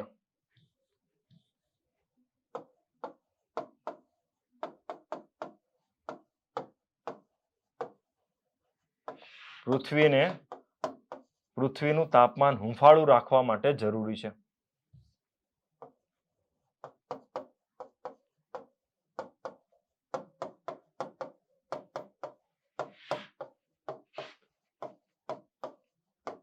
સાચું કે ખોટું નક્કી કરવાનું છે. ગ્રીન હાઉસ અસર પૃથ્વીનું તાપમાન હૂંફાળું રાખવા માટે જરૂરી છે. સાચું કે ખોટું? તો 100% સાચું છે. કારણ કે જો પૃથ્વી ઉપર ગ્રીન હાઉસ અસર ન હોત તો શું થાય? જો ગ્રીન હાઉસ ગેસ ન હોત તો ગ્રીન હાઉસ ઇફેક્ટ ન હોત અને એનાથી આપણી પૃથ્વીનું તાપમાન સબ-ઝીરો હોત. એટલે કે આપણા પૃથ્વીનું સરેરાશ તાપમાન 0 ડિગ્રી કરતા નીચે હોત. એટલે કે આપણો પૃથ્વી ઠંડો ગ્રહ હોત. કેવો હોત? ઠંડો ગોળો હોત. આ ધ્યાનમાં રાખજો. તો ગ્રીન હાઉસ અસર આપણા પૃથ્વીના તાપમાનને હૂંફાળું રાખવા માટે જરૂરી છે. મતલબ આપણા વાતાવરણમાં ગ્રીન હાઉસ વાયુઓ જરૂરી છે. વાતાવરણમાં ગ્રીન હાઉસ વાયુઓ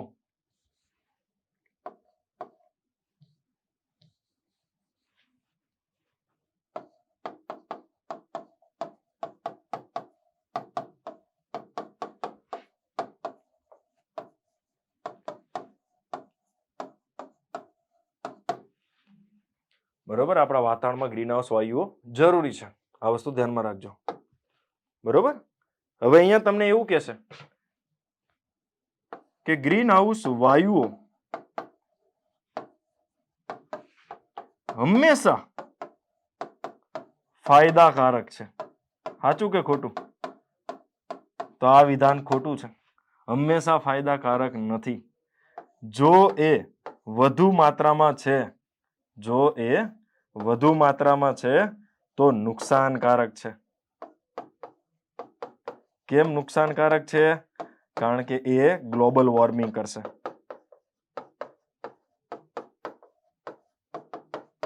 પણ જો એ યોગ્ય માત્રામાં છે, જરૂરી માત્રામાં છે, તો એ ફાયદાકારક છે. કેમ ફાયદાકારક? આપણી પૃથ્વીનું તાપમાન હુંફાળું રાખશે. ક્લિયર થાય છે ભાઈ? તો આ રીતે આ વસ્તુ ખબર હોવી જોઈએ.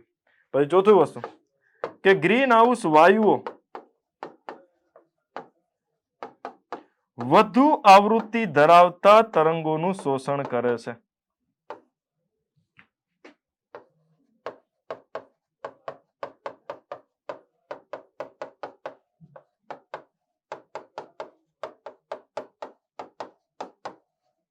તો આ વિધાન ખોટું છે. વધુ આવૃત્તિ વાળા નહીં. ગ્રીન હાઉસ વાયુઓ કેવા તરંગોનું શોષણ કરે? ઓછી આવૃત્તિ વાળા તરંગોનું શોષણ કરે. શું આવશે? ઓછી આવૃત્તિ વાળા. અને હવે એના બદલે એવું લખે તો કે ગ્રીન હાઉસ વાયુઓ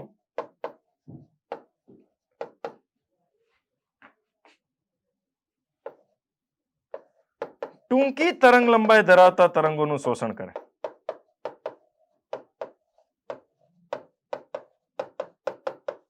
તોય ખોટું. તોય ખોટું છે વાલા, તોય ખોટું છે. બે બાજુ ખોટું છે. આપણા ગ્રીન હાઉસ વાયુઓ વધુ આવૃત્તિ કયો એનો મતલબ ટૂંકી તરંગ લંબાઈ થાય. વધુ આવૃત્તિ વાળું વિધાન ખોટું હોય, ટૂંકી તરંગ લંબાઈ વાળું ખોટું જ હોય. તો સાચું વિધાન શું બને? અરે સાચું વિધાન એવું બને ભાઈ કે આપણા ગ્રીન હાઉસ વાયુઓ, જે ગ્રીન હાઉસ વાયુઓ છે તે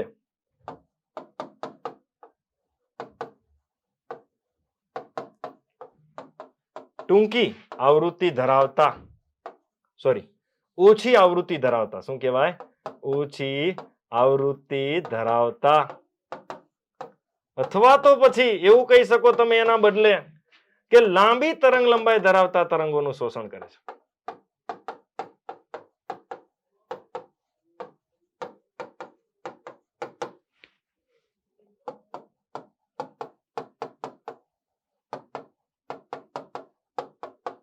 અને પર્ટિક્યુલર નામ પૂછે તો કે કોનું શોષણ કરે છે? તો ઇન્ફ્રારેડ.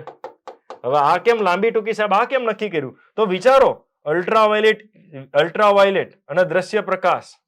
અલ્ટ્રાવાયોલેટ અને વિચારો તમે, અલ્ટ્રાવાયોલેટ પછી કોણ હતું? દ્રશ્ય પ્રકાશ. બરોબર. એની પછી કોણ હતું? ઇન્ફ્રારેડ. તો આમાંથી ફ્રીક્વન્સી સૌથી વધારે કોની હતી? તો અલ્ટ્રાવાયોલેટની ફ્રીક્વન્સી સૌથી હાઈએસ્ટ હતી. પછી ઘટે દ્રશ્ય પ્રકાશ, હજી ઘટે ઇન્ફ્રારેડ. તો ઇન્ફ્રારેડનું શોષણ મતલબ ઓછી ફ્રીક્વન્સી ધરાવતા તરંગોનું શોષણ થાય. તરંગ લંબાઈ પૂછે તો આ ત્રણેયમાં તરંગ લંબાઈ સૌથી લાંબી કોની હતી? ઇન્ફ્રારેડ. દ્રશ્ય પ્રકાશી એટલી જ, બરોબર, અને અલ્ટ્રાવાયોલેટની ઓછી. તો અહીંયા આપણને ખબર જ છે કે ઇન્ફ્રારેડની ફ્રીક્વન્સી અગાઉના બે તરંગો છે, અગાઉના બે તરંગો આ બંનેની સાપેક્ષે ઓછી છે. અને એટલા માટે કહેવામાં આવે કે ગ્રીનહાઉસ વાયુઓ ઓછી આવૃત્તિ ધરાવતા, અને આ બંનેની તરંગ લંબાઈ આ બંને કરતા વધારે. એટલા માટે કહેવાય કે ગ્રીનહાઉસ વાયુઓ લાંબી તરંગ લંબાઈ ધરાવતા તરંગોનું શોષણ કરે. નામ પૂછે તો ઇન્ફ્રારેડ. નામ પૂછે તો કોણ? શહેનશાહ. શહેનશાહ ને ઇન્ફ્રારેડ. ક્લિયર થાય છે આખી વસ્તુ ભાઈ? તો આ રીતે તમને પરીક્ષામાં વિધાનો પૂછે છે અને એ આવડવા જોઈએ. અને બીજી વસ્તુ તમને અહીંયા એવું કહેશે કે ગ્રીનહાઉસ ગેસ સીધું સૂર્યપ્રકાશનું શોષણ કરે છે. ખોટી વાત. બરોબર. સીધું સૂર્યપ્રકાશનું શોષણ કરે છે. સાચું કે ખોટું? તો ખોટી વાત છે. આપણા મીન્સ કે અહીંયા યાદ રાખવાનું, ગ્રીનહાઉસ વાયુઓ પરાવર્તિત વિકિરણોનું પૃથ્વી સપાટી સાથે અથડાઈને પાછા ફરતા, એટલે કે પરાવર્તિત વિકિરણોનું શોષણ કરે છે.